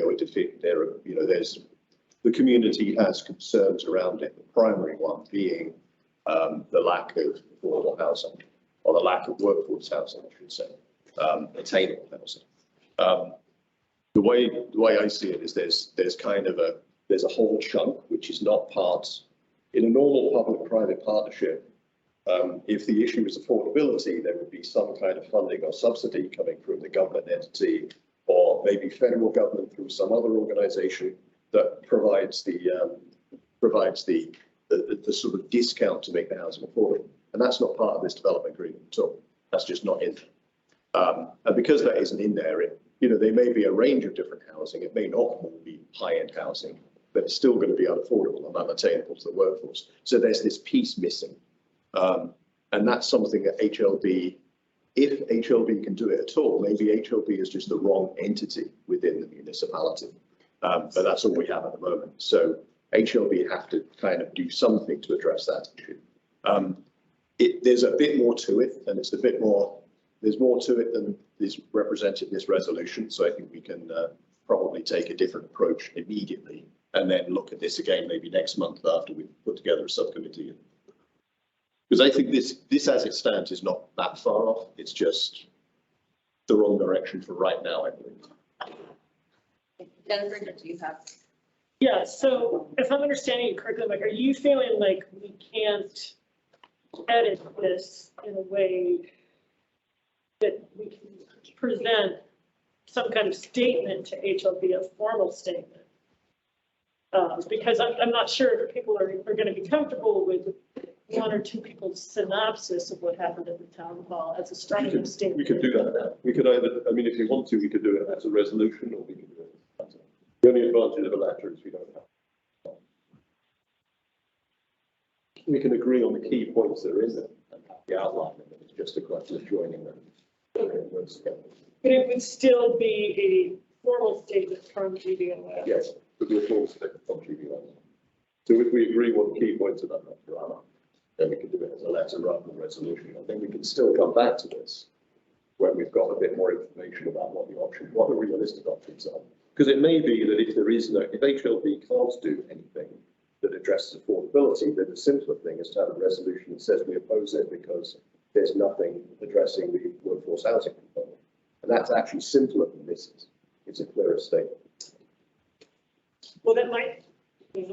Yes, please. That might tie into one of my concerns about this, which was in talking to people this week. I'm not sure that we actually can request canceling the RFP because it's already been done, it's already happened. So that just the actual wording, we would have to tweak in. And I think what we would need to request, and instead, if we were requiring cancellation of anything, is the agreement, not the RFP. The RFP's already gone out. So that's just kind of a wording thing. But I guess I'd be interested in what the. Thank you both. I also am concerned with what HLB is capable of actually doing for our request. So if they said, so I share the same concerns, that they might say, well, we already did the RFP, so is it possible to do all these things you're asking? And then all that work that was done, we needed to then, we have to go kind of back in time a little to do something before maybe this week's meeting. I'm not sure what, I'm sure Guy would have similar concerns that we would all share. So Amanda, do you have any comments? No, you guys nailed it.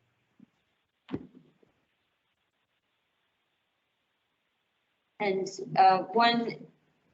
first, we had a couple edits already for one, just a second, whereas to be corrected, but for sake of time, we just need to decide whether we could edit it or transfer it into a letter. Well, what I was going to suggest is, I don't want to vote. I don't think an up or down vote with this may not pass. So what I would like to do is move, I guess it's a secondary motion, isn't it? If I could do that. Subsidiary. Move to, yeah, subsidiary. Move to postpone this to next month, the resolution itself. And then we make a clear statement now on the record of what we oppose, of what we want to say to be, and make sure that gets them by Thursday.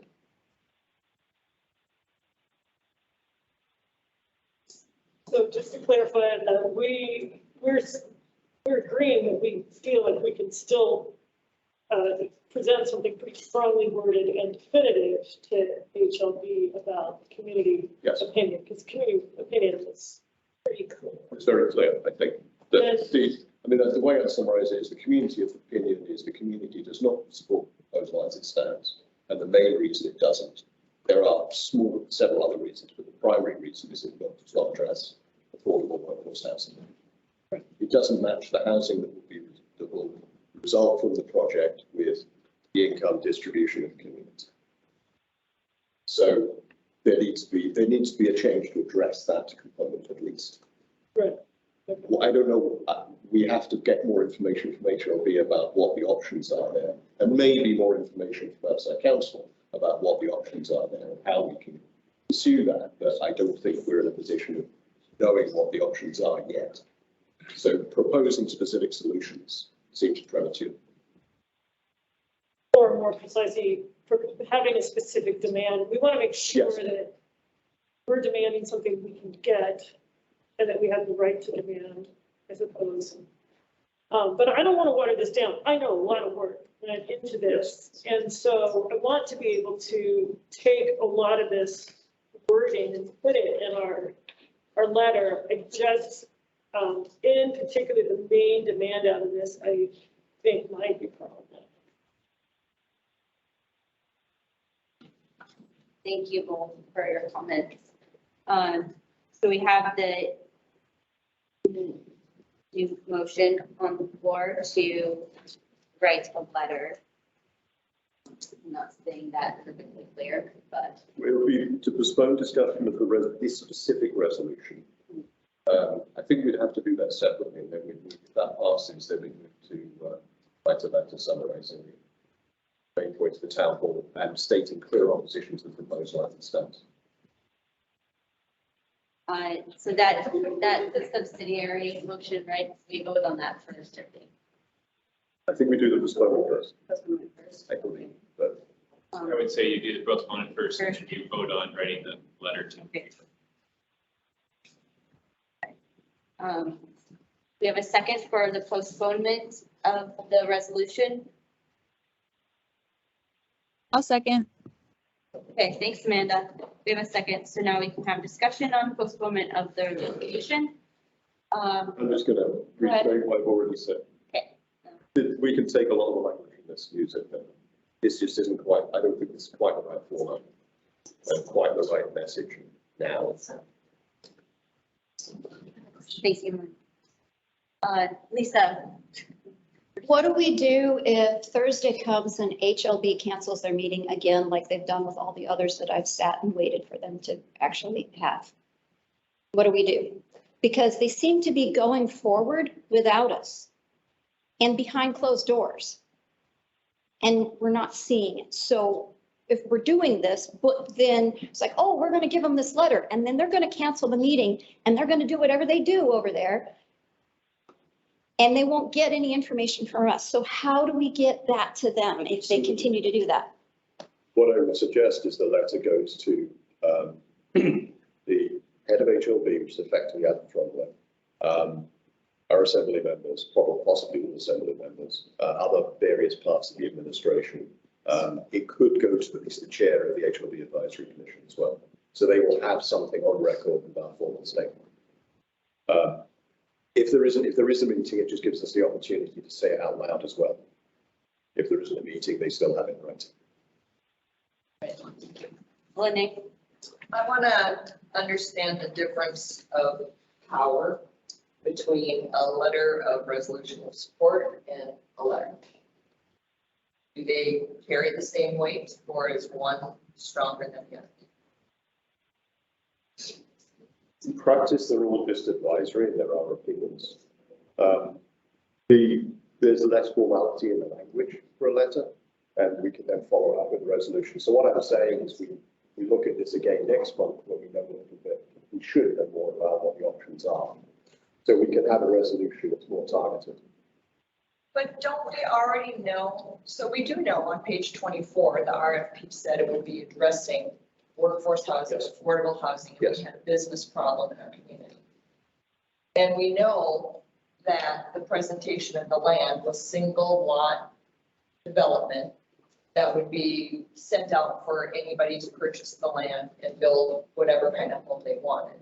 So we've seen the plan, so I don't understand what more information we need to know, other than Connie said she would sit at a table like we talk about affordable housing. She didn't say it would pertain to her project. She said she would have that conversation. So what would you be waiting to learn about if we could bring a nonprofit that would change our feeling with that letter of resolution? Because that letter of resolution talks about we need to hit these points. So the main thrust of the criticisms are that it doesn't address our housing needs. And there are some others in there as well, but it doesn't, sorry, I think my last. It doesn't address our housing needs, and I completely agree, it does not address our housing needs as currently set, or more specifically, it doesn't address the affordability of the housing. What proposal I heard gives a range of different housing options. So there'll be large lot, high-end house development, there'll be multi-family house development. So there's a range of different housing. I do not understand the mechanism exactly. We got most of the description there, but we didn't go all of it. But it doesn't address affordability, and affordability is something an HLB has to be responsible for.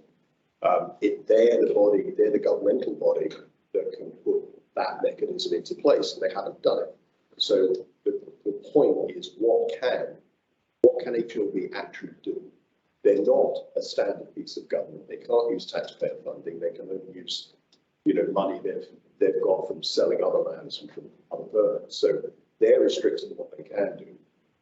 I don't know what they're prepared to do and what their range is, or what their set of options are. And if there is no way of getting affordable housing in there, then we will certainly come up with a resolution that just opposes because it cannot meet our needs. I'm hearing what you're saying, but I still think that letter doesn't dissuade what you're trying to figure out, because the way I understand HLB is they're a for-profit entity. And so their interest is to get maximum dollars for their land. And so to do anything affordable is against what they're trying to do. And so if they're not in the business of making anything affordable by bringing in a community land trust to the deal or bringing in HUD housing, then this letter stating it now versus later doesn't change us getting that information. That's not my understanding of how HLB is set up. It's for the benefit of the citizens of the municipality. So it's not just maximize money for this sale. It's what provides the maximum benefit across the municipality. And that's always been a sticking point in the past, because they have as much responsibility for someone who lives in Juliet as they do to people who live in Girdwood, even if the development is in Girdwood. So, that itself has been an issue, but it's not just about maximizing the money. And they have done developments. The Elizabeth Place is an example of a development where they did it with other non-profits, and it resulted in below market housing. So this is not something which is alien to them, but for some reason, that is not how this has gone. And do you think this letter will hurt getting that information in a month by saying this is what we support? The problem with the resolution is it says we want these specific things. And while I agree that we want a solution which addresses housing, it goes much further in other areas. And while we could have a discussion and go through and edit it, there's a simpler way of doing it. And I'd rather go down the simpler path. There's questions online. I don't know if anyone besides Søren's hands up. Oh, right, sorry. But I'll go with Søren if his hand's up. Hand is up.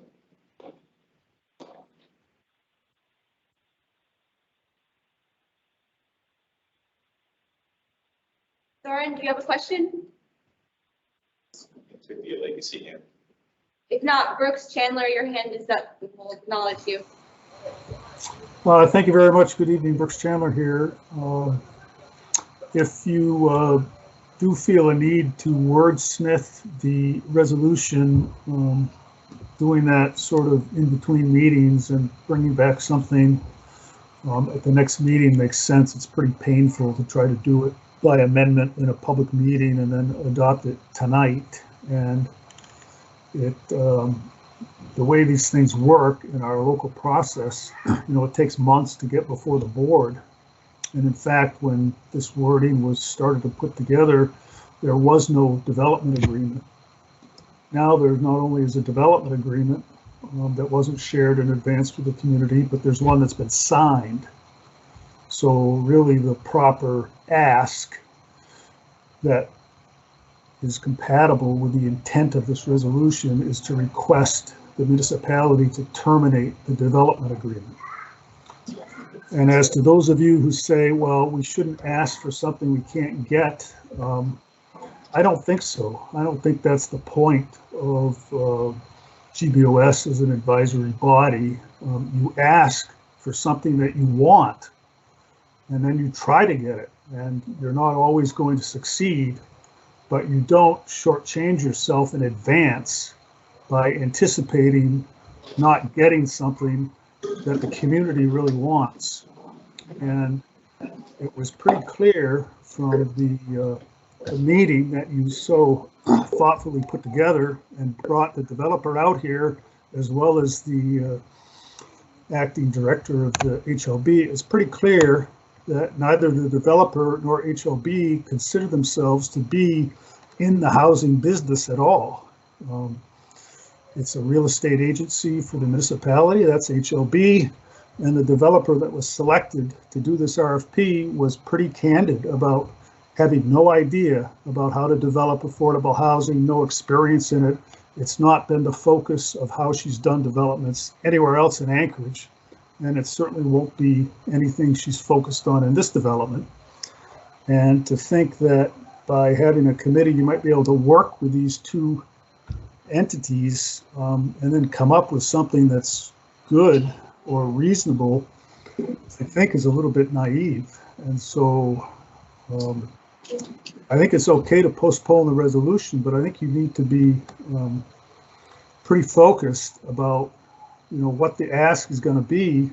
And it frankly really is, you know, you have to start over and you have to convince, not HLB necessarily, but you have to convince the policymakers at the municipality of Anchorage at a higher level that using this property, at least in part, to develop workforce housing in Girdwood is the proper public policy for them to pursue, and that they should do it, and they can do it simply by directing, whether it's the HLB or some other municipal agency, to try to get interest in developing workforce housing.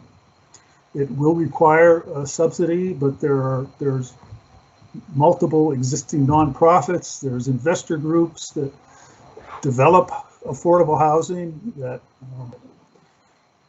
you know, people could try to put together a project that is a combination of sort of for-profit standard resort town housing and develop workforce housing. I mean, it can be done. It's been done in other places in the country, but it takes a lot of effort. And the starting point is the public policy commitment that this is what we're going to do as a community. And that policy is perfectly valid for all of Anchorage, frankly. I mean, there's housing shortage in Anchorage when it comes to affordable housing as well. So there's nothing really, it's not like it's a bad public policy or you're asking somebody to do something that is against the mission of serving the public. And I certainly don't want this resolution to kind of go away or get weakened, but I recognize you got to change some of the wording, and it's probably better to kind of work on that and then come back next month. I'm just going to make one more point, which is this is subsidized housing. If you look at the development agreement, and it's a subsidy of private enterprise, of a for-profit operation, heavily subsidized when you actually look at the development agreement and how it's structured. Thanks. Thank you, Mr. Chandler. Ma'am, come forward, please. Hi, Erica Schechter. Sorry, I was going to answer, just address something that Brooke said, but if you want to go, sorry. With Spalding Brooks. Go quick, yes. Yeah, I was going to say I agree with most of what, just about everything Brooke said. I think the ask is for us to have more affordable housing developed in the community. The ask isn't not to do anything. The ask is to do something differently. And that's the thing we want to emphasize. What comes through, I think, in the resolution as it stands is, here are all the things we want you to do. We want you to cancel this or change this. And it doesn't, we need to focus on the actual main ask we have. Most other resort communities, the policymakers are that community themselves, and we're obviously not in that position. You know, we have a community 100 times bigger next to us where the policymakers focus on. So that does cause some difficulty here, and it's not as easy as most other resort communities. It's not that easy in other resort communities. So we have to sort of balance a few things, but I mean, I agree the policy should be affordable housing, or at least, you know, attainable housing, housing that matches the income distribution of people working in this community. Go ahead, Jennifer. Sorry, but because I'm just working with Brooks on this, I'm not trying to, okay. Brooks, you're still on, right? So what I heard you say is what we have to do, and this is consistent with what I heard in kind of asking around this week, is the specific ask is probably going to be asking the municipality to terminate the development agreement. But that's not what this specific ask is. What this specific ask is saying is to amend or cancel the request for proposal. And then it gets a little complicated down under now therefore be it resolved, because it's again asking for the RFP to be amended. I don't think that's actually what we want to ask for. What we actually want to ask for is the development agreement needs to be checked. So I just think I think we're on the right track, and we just need to make this the right ask. But anyway, that's, Okay, thanks, Jennifer. if I'm understanding also, Brooks, what you said correctly, I think I'm hearing from you the same thing that I thought, but it doesn't match what's on the paper. I've heard that from Brooks as well. Okay, thank you. Sorry. Say your name again. Erica Schechter, 119 Kitzbühel. And I think it's a slight variation of what you're saying. I think the ask should be that the agreement be canceled. I think the justification for that is multifold. First of all, the plan that she's putting forth is not in conformance with the RFP that Lene cited. The RFP said there would be affordable housing, workforce housing. The proposal she set forth does not meet the requirements of the RFP.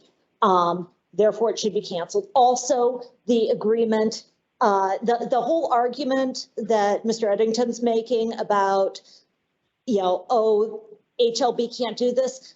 HLB seems to be having absolutely no problem subsidizing a private developer the way the agreement is structured. She's getting money up front. That's coming straight from the taxpayers, from the HLB. She is getting benefit of the doubt before the 50-50 split under the agreement. That's a subsidy that's going to a private developer, not you know, some member of the community that actually needs it, but a private developer. And this valuation is absolutely ridiculous. I went on realtor.com just to see what's actually out there right now. There's a lot basically across the river on Crow Creek Road from this 1 acre. They're valuing it between $20,000 and $25,000 for an undeveloped acre. There is a lot currently on the market undeveloped for 1 acre for $150,000. They didn't use comparables in the community. They used comparables in Anchorage, which is a totally different real estate market, completely subsidizing, again, the developer. If they can't subsidize low-income housing, they sure as heck shouldn't be subsidizing the developer. So I think the ask simply is, we ask that this agreement be canceled because it doesn't meet the requirements of what she actually said she was bidding on. So it's moot, and that any proposal that's made actually has to meet those requirements and incorporate what it said it would incorporate: workforce housing, affordable housing, and the mix. She's not meeting what, you know, she was supposed to be proposing. Since I was mentioned, my interest. Yes. I'd like to respond directly to that. So I obviously didn't explain myself very well, or maybe misunderstood. I wasn't saying that I don't believe HLB can provide subsidies. What I was saying is I don't know what they can and can't do beyond. Obviously, they are providing funding for doing infrastructure, for providing infrastructure there. That is by itself very useful. That's one part of the process. That probably makes a development feasible, but it doesn't actually match the affordability that we're looking for. So we're looking for basically a subsidy on particular housing units. And it's not clear to me what HLB can and can't do in that area. Other entities can. They haven't been part of this discussion. Maybe they can be pulled in. I don't know. Like I said, I think that's a red herring because, Adams, I can't remember his last name, comments last week were, you expect us to subsidize people and sell it for less. That's exactly what they're doing. He is using that as something to hide behind while he is actually doing that just to a party that doesn't need it instead of a party that does need it. And he's selling it for less than value, just not to a nonprofit, to a developer. So the subsidy is going to a lot development. The subsidy is not going to the final housing units. Yeah, it's going to Connie Yoshimura. He's subsidizing her. Yeah. But says, oh, no, we can't subsidize low-income housing because that's against our mandate. But he has no problem subsidizing a private developer. But I'm not sure it is against their mandate. That's not clear to me that it is. No, but that's what he was saying last week, was, because that was his response when some people said, well, why couldn't you do it? He's like, you expect me to sell it to you for less than fair market value? But, why should I sell it to you for less than fair market value? And then I'd have to sell it to someone else for less than fair market value. And where would we be? And the taxpayers would be destroyed. That was his whole argument. But that's what's happening, is that it's going for less than fair market value, and that the deal is being made that the taxpayers are footing everything, but not for the benefit of a societal goal, such as affordable housing, but for the benefit of private individual and private organization. And that's just why I'm saying I don't think we should give that argument too much credence, because there are ways to do this. And if they can do it for private individual, they can do it they can require that the terms of the RFP be met by the bid that wins it. That if the RFP is saying that it's going to be affordable housing, the plan should include affordable housing in her final thing, or else the agreement is not meeting the RFP. Okay. Lisa, you're next. I know we went all through this last week, but that's why we need to support a very, very strong resolution to say, shut it down. And I was I was very open-minded initially when Connie came in and brought cookies and showed us all what she was going to do. I wanted to be very supportive of that because we need housing. But then when I started seeing things like, a teacher asks what that lot's going to go for, and she says several times $97,000 to all of us, and then, oh, no, it's $147,000. Or how about the fact that RFP was given to 3 entities, and they're like, oh, that makes sense. Pomeroy is involved. Seth is involved. That's going to be great. They're not involved anymore. That means that should be that should negate that document, right? It's not the same thing anymore. So done. They have to start over. They should have to start over, and we should require that and fight it with all that we've got, so that they do it right. Grace Pleasance again. I had read the RFP document, and it clearly states that HLB has the right to terminate this agreement. Any agreements they have, until there's a shovel at that door of the property, they can terminate the agreement. The problem that you currently have right now is that the city of Anchorage is a partner with the developer, which is a very, very odd relationship to have a for-profit developer be involved in any type of municipal disposal of public lands. I've never seen it in my, I'm going to say 25 years of development, and I don't know if it's ever been done in Anchorage before, because you literally have the city of Anchorage sitting on the other side of the table than this community, or any community really, that HLB is going to dispose lands of.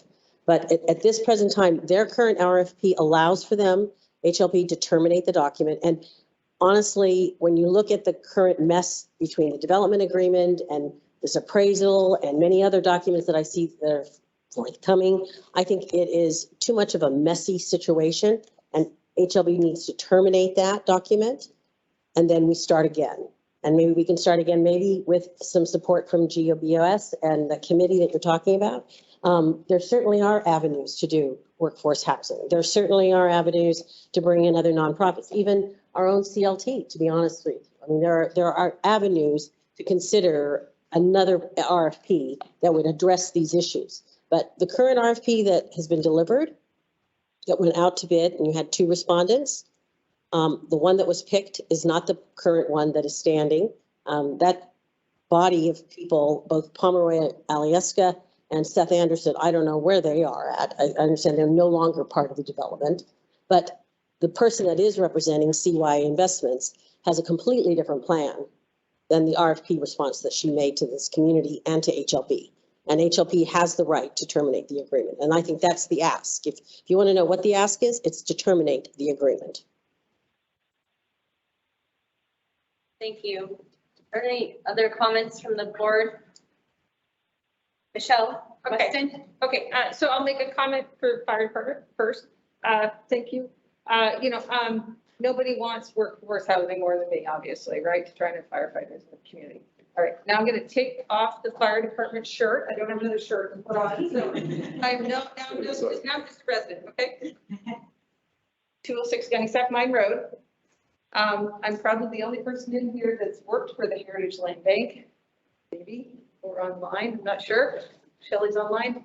So I worked for the Heritage Land Bank for a number of years when I first started the municipality. And I bought and sold municipal land for the Heritage Land Bank, right? And I was the Girdwood person for that. And this was during the controversial golf course years, right? We all remember those.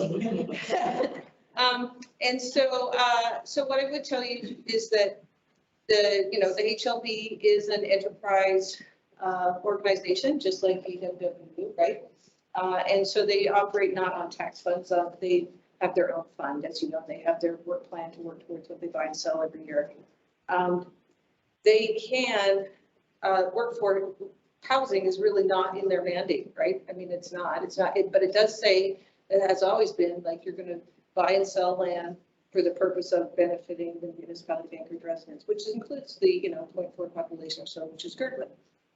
So along those lines, I would suggest, that property of what I know about property development is going to be very expensive to develop, right? And probably the only way you can get to those property values of what you're going to have to do to put in the infrastructure is going to be a high value subdivision that's going to cost high value to sell.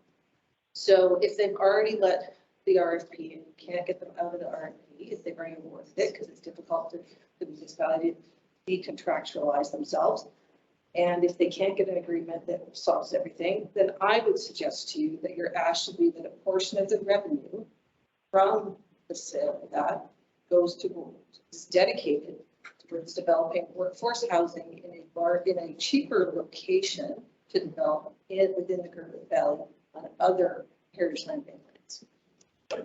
That's my suggestion as a box. Thank you. Thank you. Any other comments? Yes, Jennifer? I'm going to follow up with Chief Weston about that, or not Chief Weston. And I would actually add, remember last time we did a letter about not having things that we wanted in a subdivision, but then P&Z forgot about the letter or didn't include the letter in the staff report and said there was no comment when there was 2 years of comment. Welcome to Gunnysack Mine, right? Yep. So I would suggest that a letter, that didn't work then, but that was private land. So, no fault, harm, no foul of those developers, but, seems to be. There's also P&Z, which is a different piece. It's all P&Z, right? But, this is a planned development and P&Z gets involved. They forgot about that letter. So, at 2 years of testimony, seems like it's deja vu to me, but anyway. Okay, I'm sorry. I just wanted a clarification. Can you, exactly what you're saying, a potential ask is for a portion of the revenues to be used to develop affordable housing on a different piece of HLB land. Correct. Am I understanding that? Correct. I'm trying to find, because they're going to, if you're putting on their hat, and they're in this development plan, the only way they're going to get a development out of that location, because of the development cost to extend the infrastructure, it's going to be expensive, right? It's going to be high value lots. So they're going to have to sell it for a high value. Whereas perhaps there's other locations in Girdwood where affordable housing might be better. Or affordable housing on, say, a bus route, right? So that's, I think, what we should look at is ways that we can have more affordable housing in the community. But if we can't get that, and we have to admit that they're going to sell those lots for that price, which is the development costs, then we should look for, hey, if you're going to make all that money from that, take a portion of that and dedicate it to housing in this location, not other HLB land. But I appreciate that. I just had one thought about that, is that doesn't address the question of whether the community wants that kind of economic devastation and development. Correct. And all 50 and up. Yeah, correct. And I feel, Because I don't conflicted talking about that because just like when I was in the HLB, half the people thought I was too development oriented, half the people thought I was too green. So I would say, Right, okay, I think. There we go. That's okay. Yeah. We'll take one more comment. There's one hand online, and then yeah. Ms. Rosen, your hand's up. Hey, yeah, I just popped online and I caught that last little bit. There could be no profits for HLB from this. It's going to cost, at last estimate, about $3.2 to $3.5 million to do the offsite development, which which MOA is responsible for. And then there's a whole lot of other expenses in the development agreement. So it's entirely possible that HLB may not even break even.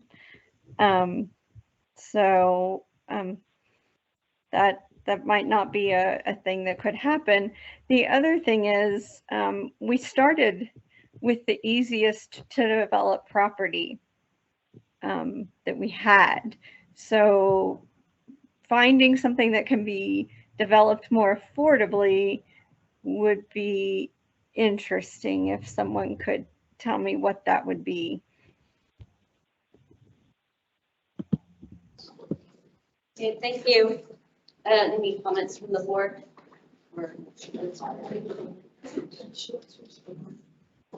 Okay. I was going to have us go back to the motion to postpone after all the discussion we had, and then for that next item. So roll call, please, for motions to postpone. Brianna Sullivan, Yes. Jennifer Wingard. Sorry. I don't know if I'm quite ready to vote. Sorry. I guess I'm having a hard time knowing whether or not to vote to postpone if I don't know what we might be doing. I know that there's another motion on the table, but that one was put on the table. Like, I'd be happy to consider that one if the secretary would agree, because that one was put on the table just to discuss this.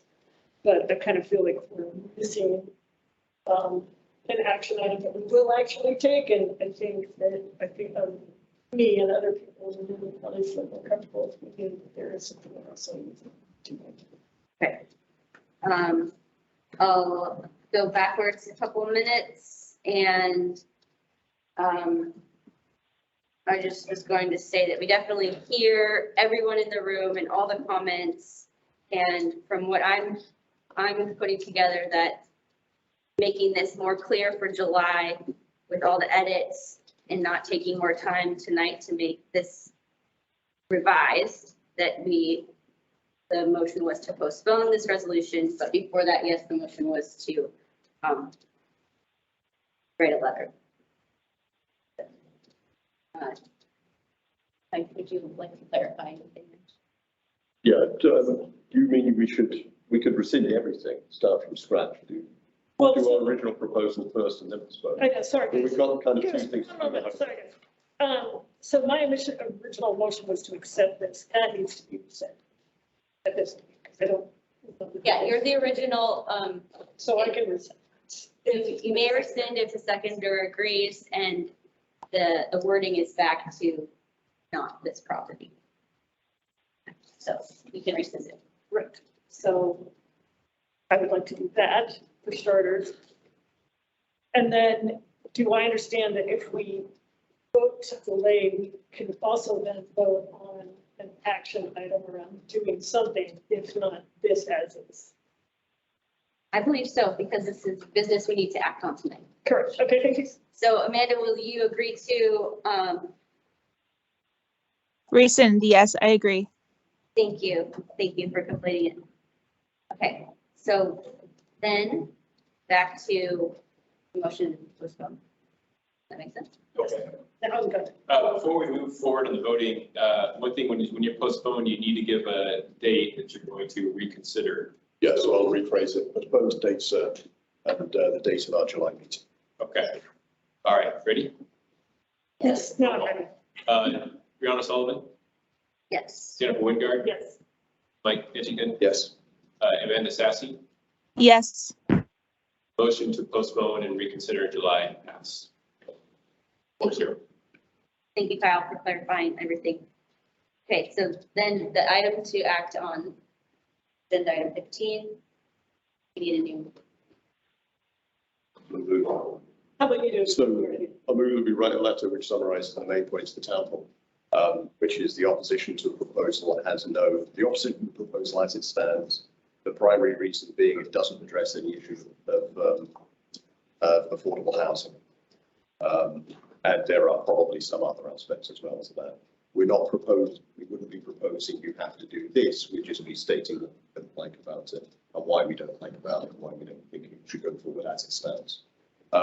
That we can do so it's available in time for Thursday's HLB Advisory Commission meeting. And I would say that at least one member of the board needs to commit to being able to be in that meeting and speak to them. Thank you. Okay. Okay, that, so we have a motion on the table and we need a second. Jennifer seconds the motion. Any other discussion from the board? Here the motion is. Well, he said it, I cannot restate the way Mike said it. I have to talk louder. I will do it, I will enunciate and do it clearly without my mask.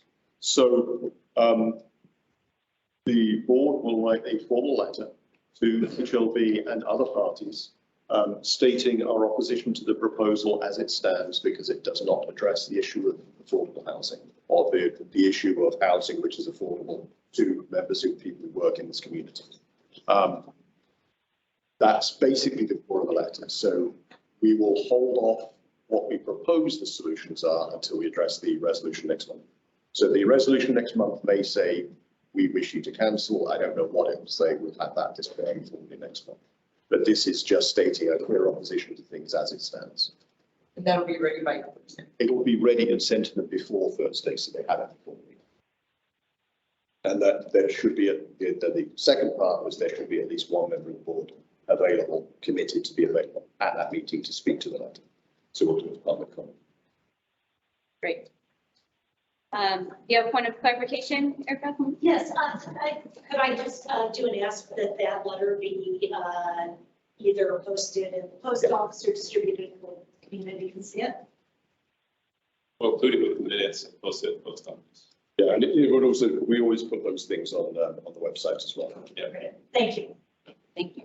Okay, we have a motion and a second and discussion. And Kyle, could you do a roll call once again, please? Sure. Brianna Sullivan, Yes. Jennifer Wingard, Yes. Mike Edgington, Yes. Amanda Sassy. Yes. Motion passes 4-0. Okay, thank you. Thank you, everyone. Okay, moving on to the new items on the agenda, number 16, consider options for expediting the development of the Girdwood Trails plan. Not a name here to speak to this, but we had an update last month and decided this needed to be on new business for this. So I'll address where we're at with the Girdwood Trails plan at this point in time. The Girdwood Trails process has been about a 2.5-year process. And we have gotten to a point where we went through a public comment period. We received those public comments, we organized them. We gave staff recommendations from myself and the contractor with Hunnell. And those staff recommendations were considered by Girdwood Trails Committee. either approved or not approved. The ones that were approved were put into the document as red line changes. And then that red line change document was brought forward. Before the red line document was considered for approval, there were changes brought forward by Girdwood Trails Committee members that they still had changes that they would like to see happen in the plan. And the red line document was not accepted. And currently Girdwood Trails Committee is viewing and voting upon the changes that have been brought forward by committee members. And at this point in time, there is not another meeting scheduled at this point. And so some committee members have come forward to GBOS requesting that GBOS move ahead with accepting the red line document as approved, as edited this time. And then basically move that document forward for approval all the way to the assembly level, which would not include the current recommendations that are coming or changes that are coming from the GTC members. So at this point, the GTC chair indicated that she would like to restart meetings on the Girdwood Trails plan in August, and then move through the fall until they got through all the changes there. So that's where it's at. And so coming out of the request to you as the board, we move this to new business, so the discussion continue at the GBOS level. If you were to move forward with that process and approve the red line plan, you would just move forward without a recommendation or a vote from either Girdwood Trails Committee or land use, which would be the normal process of approval for the plan before it came to GBOS for consideration. Thank you, Kyle. Any comments from the board? Question. So is that the only suggestion? Or really, so there are two suggestions out there at the moment. There's the process of continuing, the red line plan was rejected, and then continuing looking at changes, which is what the Trails Committee was in the process of doing for the summer recess, or accepting the red line plan. They're the two things that have been suggested so far. But obviously we could discuss others. Correct. I mean, that's what's been suggested to GBOS, is that GBOS forgoes getting advisory votes from LUC and GBOS and accepts the red line document as it is, and then moves it forward, or GBOS waits for TTC to go through all those requested changes and then wait for the document to come to that point in time. So that's where it's at this point. Amanda? Thank you. I'm wondering if we did vote on it and it gets voted down, what would happen? I mean, there's no precedent, but I think it would just go back to GTC to still work on getting them a document that would be accepted by GBOS.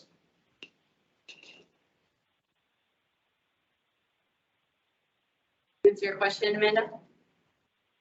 Yes, thank you. Okay. I don't have any comments yet. Barbara or Paul Cruz, your hand is up. Thank you. This is Barbara Cruz. I'm Vice Chair of Trails Committee.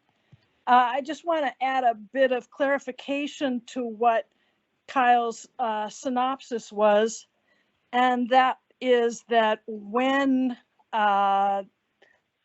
we voted on the staff recommendations to the Trails Plan, it was given to us as the only option we could do. There could be no editing of those recommendations.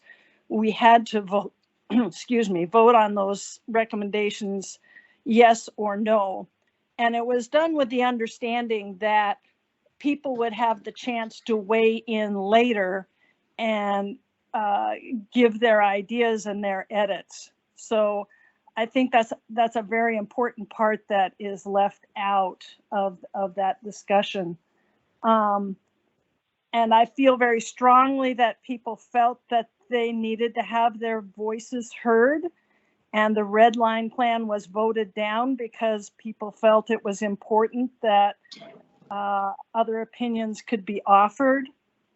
And I agree that the process has slowed down to the point of being painful and I just want to get it over with. But I think having all the work and time and effort that people on the Trails Committee have put in to try and come up with a good plan and have that negated by it merely being voted on by the Board of Supervisors, it feels to me personally offensive. It feels like an end run. And it would at least end the process and I wouldn't have to suffer through it anymore, but I don't think that's the right plan of action. Thank you. Thank you. Amanda? Thank you, and thank you, Barb, for saying that. I also want to just let you know that it is important that these recommendations be gone through, because the whole idea about this Trails Master Plan is that it would hopefully circumvent a very lengthy and expensive process to have trails and different work done in Girdwood. So, having those in the plan potentially would make a difference in the long run. So having those heard is a good thing. Thank you, Amanda. Any other comments from the board? This item is new business. I also having I just know that there's not a perfect solution for this major delay, but one problem that I've seen happen because of the delays, and organizations like Bikewood have not been able to build new trails because they were told they needed to wait for this trails plan. And there are people that are fundraising and ready to build trails in the valley, and other groups aren't ready with funding yet. So even if this plan was ready today, there's not money to build trails. So it's not like it's going to happen right away. I also wonder if, because it's taken so long, could the Trails Committee have limits on all of the public speaking during the meetings, or eliminate it all so that all that can be done is voting? Because that's what people were doing for months at these meetings, was showing up to just vote, not to talk about it for 2 hours. And maybe that could happen starting in August with like a really firm timeline, but hopefully we can all think about it before July's meeting if we need to act on anything. Amanda, your hand's up again. Thank you. The impetus for the Trails Master Plan coming about, not that I'm opposed to it, but was because the planning department was saying that they would send any new trails to the Urban Development Commission, the UDC, I forget what the C stands for, and that's a $4,000 fine or fee to go through that process. And since then, since 2019, when this started, we've had a new planning department administration come through, and I'm wondering whether or not that administration would want to go through that route as well. So something to explore, whether the trails plan is as needed as it was back then. Thank you, Amanda. I'm pretty sure we could have someone follow up on that, one of us, or maybe someone that's already like into the, for example, Nick Georgiolis or something like that. Barbara, go ahead. Actually, this is Paul this time. I would like to point out a little bit of history on, like Kyle did. When we got the red line plan, the committee got the red line plan, we went through section by section. And either we accepted the section in the red line plan or in the plan as was, or we rejected it and possibly then they changed it. Well, the current plan as written actually encompasses a lot of land. In fact, all of the land between the highway bridge at High Tower Road and the railroad bridge on the east side of the valley all of the land that is not currently subdivided, that is up against our neighborhoods, all of that currently would be classified as natural space, but now it's called primitive trail area, whose rules essentially eliminate or do not allow any kind of a usable or developed trail that's exactly close to our neighborhoods that we can use. And the plan is drafted, asks us or tells us or directs us as a community to build trails that the people want, that are usable, that connect our community. Well, as the plan is drafted now, the red line plan, if that's accepted, that can never happen. And the goals and objectives of the trail plan cannot be accomplished. I've personally had, there's only been one idea that's been forwarded, only one that's been forwarded for the land south of the Alyeska Highway. And that plan was developed by the interactive map that anybody was able to use. Well, the land got drawn out by a single individual, and then the rules were written that there would be no developed trails south of the highway. Well, the community largely, hugely wants more trails, and they do not want to use their cars to get to trails.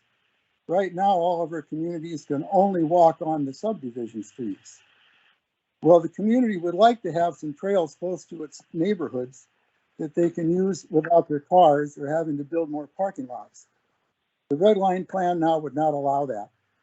So I have put in an amendment to allow trails. And that's what the community really wants to talk about. It's the topic that has not been talked about for a year and a half. So I put in my request to make an amendment fully a year and a half ago. And I, as other people, have been patiently waiting for a year and a half to have our voices heard.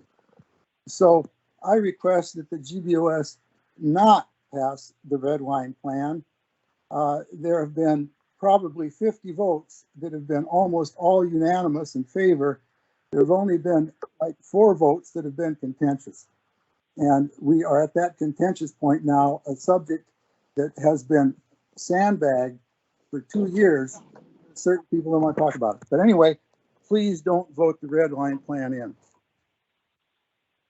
Thank you, Paul. Any other comments from the board or the public? Okay, thank you. We'll move to number 17, PSAC appointment to seat A. Yes, so we have we have one applicant, and I believe the period is still open. So we will, at the next meeting in advance, share with you the applicant and look for GBOS to make a recommendation. If we have multiple applicants, then you guys will have to make a decision. But at this point in time, we only have one applicant who's interested in taking up that seat. Can you remember when the deadline is? I think it's this Friday. Okay. So potentially, if we have a special meeting, we could even do it then. If we have a Yes. special meeting to appoint. Yeah, and we may call for a special meeting just because it'd be nice to have that person seated as soon as possible so they can get up to speed on the contract renewal. Okay, great. Number 18, agenda item LUC 22. Sorry. Go ahead, Mike. Wait, Yeah, question, the second half of 17, Oh, 17 and a half. 17 and a half. Kind of important, Kyle. PSAC requests for resolution of support for MOA to contract with City of Whittier for police services. Yeah, so we are putting this on as new business just to get started. We have no hard numbers or data at this point, but we will as we go forward. But we want to get this on there so that we continue to talk about it going forward. Great, thank you. I did see that before tonight on here. Okay, now number 18, agenda item LUC 2206-06, request for GBOS resolution of support for study of short-term rental in Girdwood. Yeah, this is so this is a specific item. We got some budget in the first quarter budget revision for doing effectively a address identification study over the course of a year of all the active short-term rentals within Girdwood. And that would be very useful data to inform any future policies we looked at, we were going to consider for short-term rental. It would give us mainly, it would give us an indication of how many there are. We have one number from from January, just before the pandemic, of how many were active on a particular week. The assumption is that different properties are available at different times of the year. So this would give us a longitudinal study of the course of the year. And it would also give us a location, so we know which zoning they were in, whether they were condos near the resort base or whether in neighborhoods, if there's a concentration in particular areas, etc. So the funding was made available in the first budget revision. It goes through the planning department, who would actually set the contract up, and they wanted some formal statement from us. Any questions for Mike? Quick question about, when you say address identification, does that mean the actual addresses of each short-term rental? Yes. It's mostly the way that the company does it is they look at what's active across maybe about 40 or 50 platforms. Obviously, there's 3 or 4 main ones, but there's lots of others, and then they match the listings to particular addresses and where there are duplicates, they can press them down to. So it gives you a count. We don't need addresses. What we need is to know the probable density, but zoning in particular. And that information was never available in the previous study, just on one count. And just one more question about that's okay. Would that be publicly available? Like people could see, oh, there's 3 on this block on Garmisch, because it would be all about this, difficult to figure out which 3 houses it is. I don't think so. That's not the way it typically works. The data would be available for the planning department and report generation, which would be separate. So what the zoning is, for example, how many different zoning, how many on a different street maybe. But it wouldn't be like, I don't know, you know, that one, and that address on my block has 2 lots. I mean, that information would be available to the municipality, so it could be made available. I don't think that's not the plan. We're looking at data to make a sort of likely. But there is a restriction contractually that you can't share the output with competitors that you could use kind of to store data. So I don't think what you're suggesting would be possible to actually have a map with the exact locations. But we don't actually know. Well, I'm pretty sure that's definitely not part of the plan. Nobody's going to do that.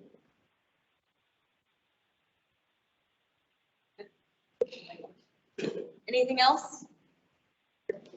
18. All right, 19, Girdwood Fire Department request not to exceed 25,000 from the Fire Department 406 Capital Fund for 9 sets of turnouts. Next says, hello there.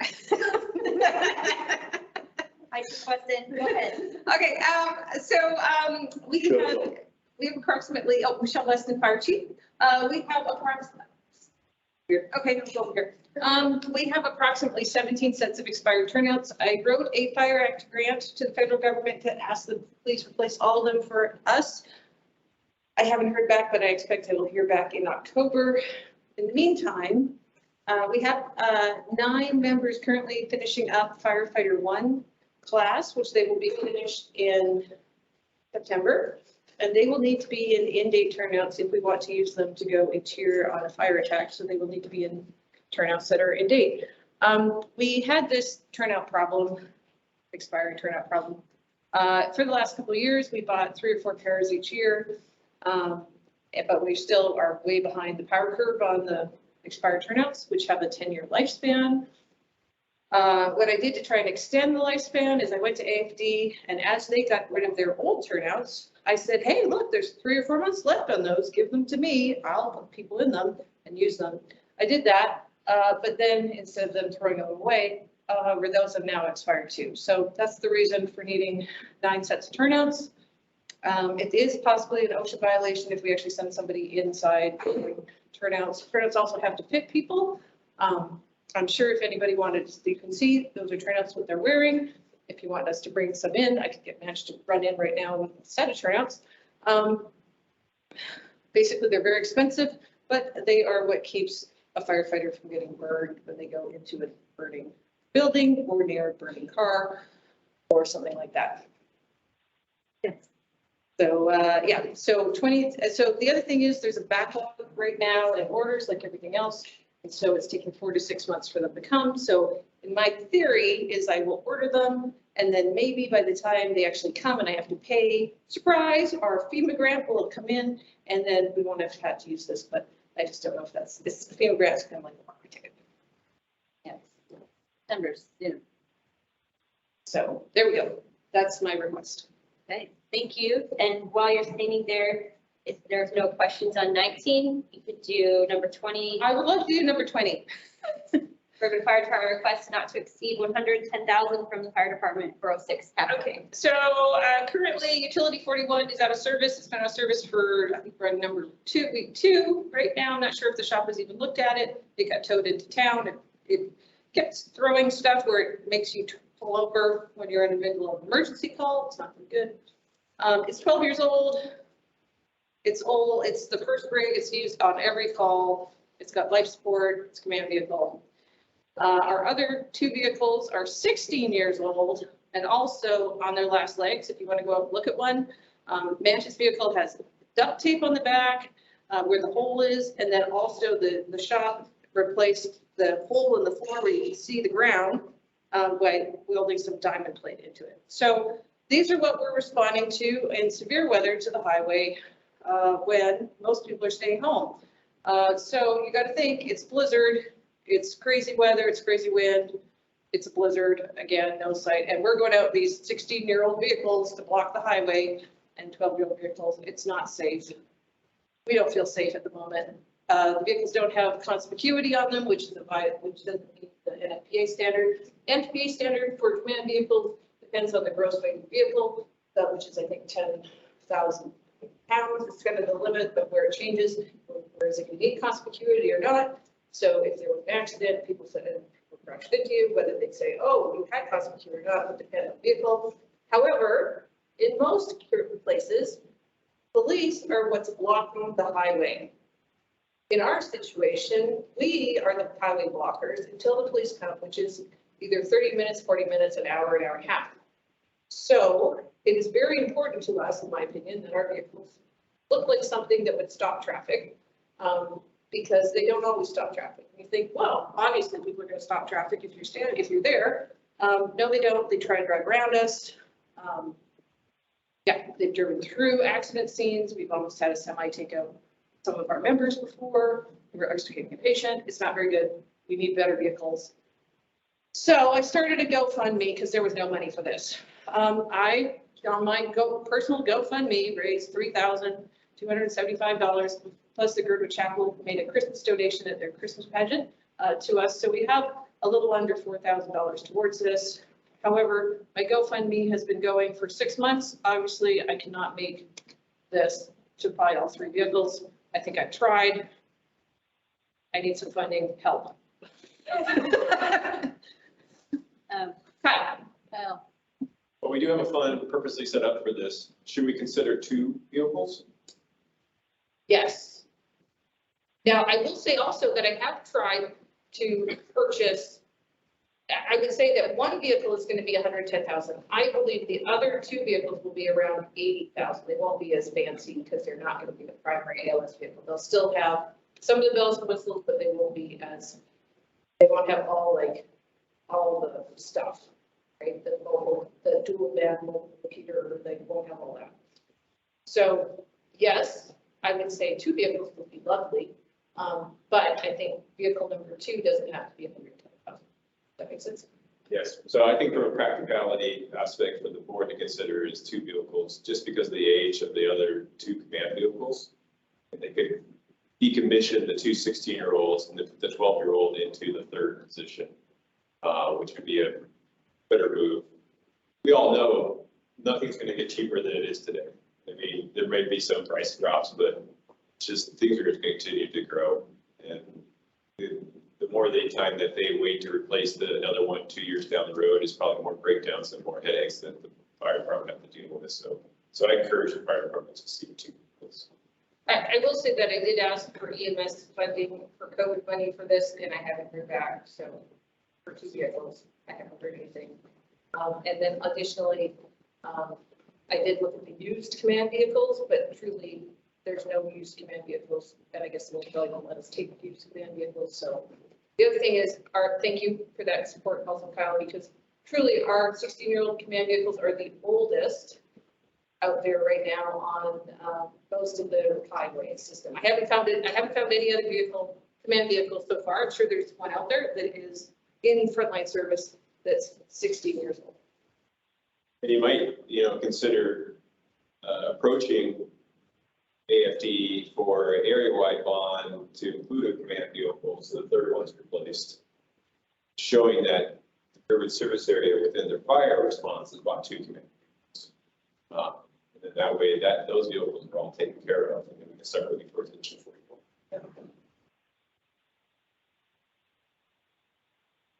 Thank you for those. Any other questions? Yeah, actually, my question was twofold.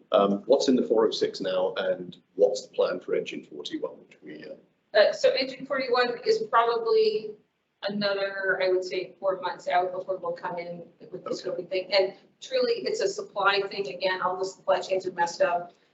There's a delay. It's going to be at least 2 or 3 years before it comes. Right. So we're behind.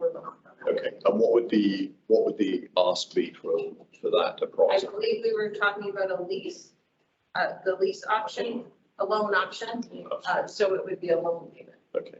So right now, the current available account has 425,000 in it. They still have a contribution of 100,000, I believe, that's going to go in from this fiscal year. And then there will be a discussion about capital budgets starting for 23. Okay, so we have capacity then. There is capacity, and there would be capacity to put a down payment on a engine 41 and then with a loan behind that. Yep, got it. Okay. But they are still working through Rescue 41, so as you can see, those things do not take very fast. Thank you.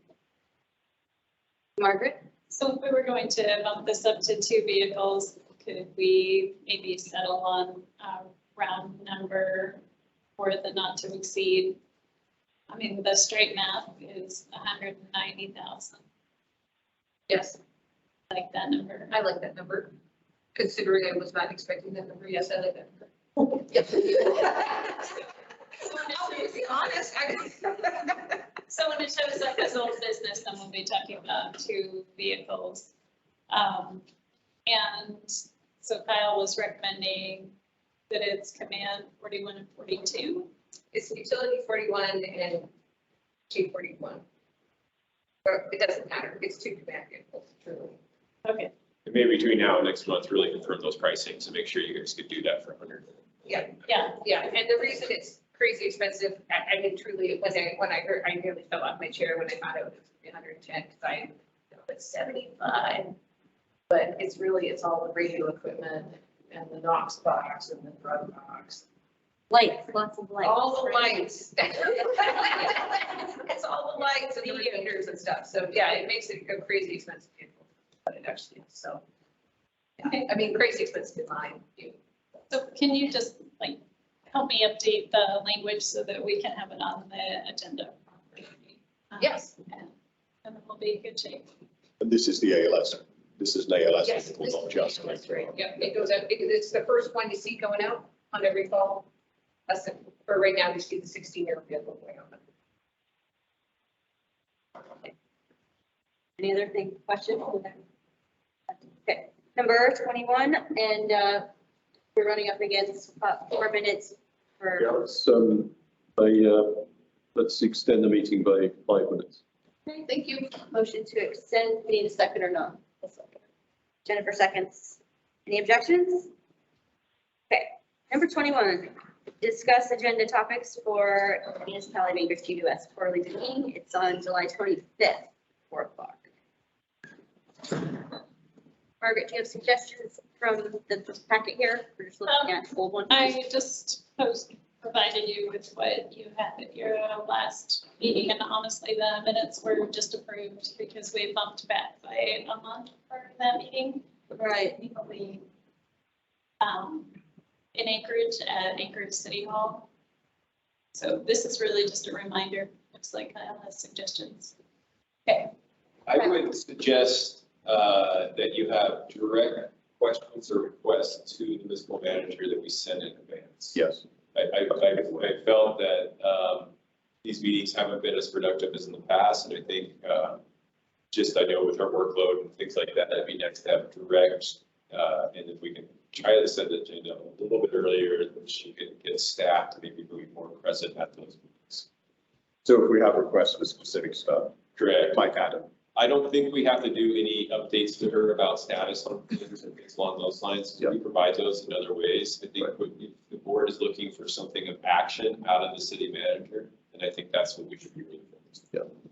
Or not just city manager, but anyone within. Anybody that's within the municipal executive. Yeah, but she would coordinate and probably give direction to those directors, so.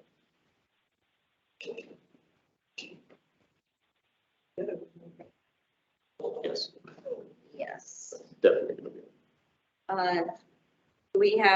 Then we need to make that agenda firm with you, Margaret, before the next GBS meeting.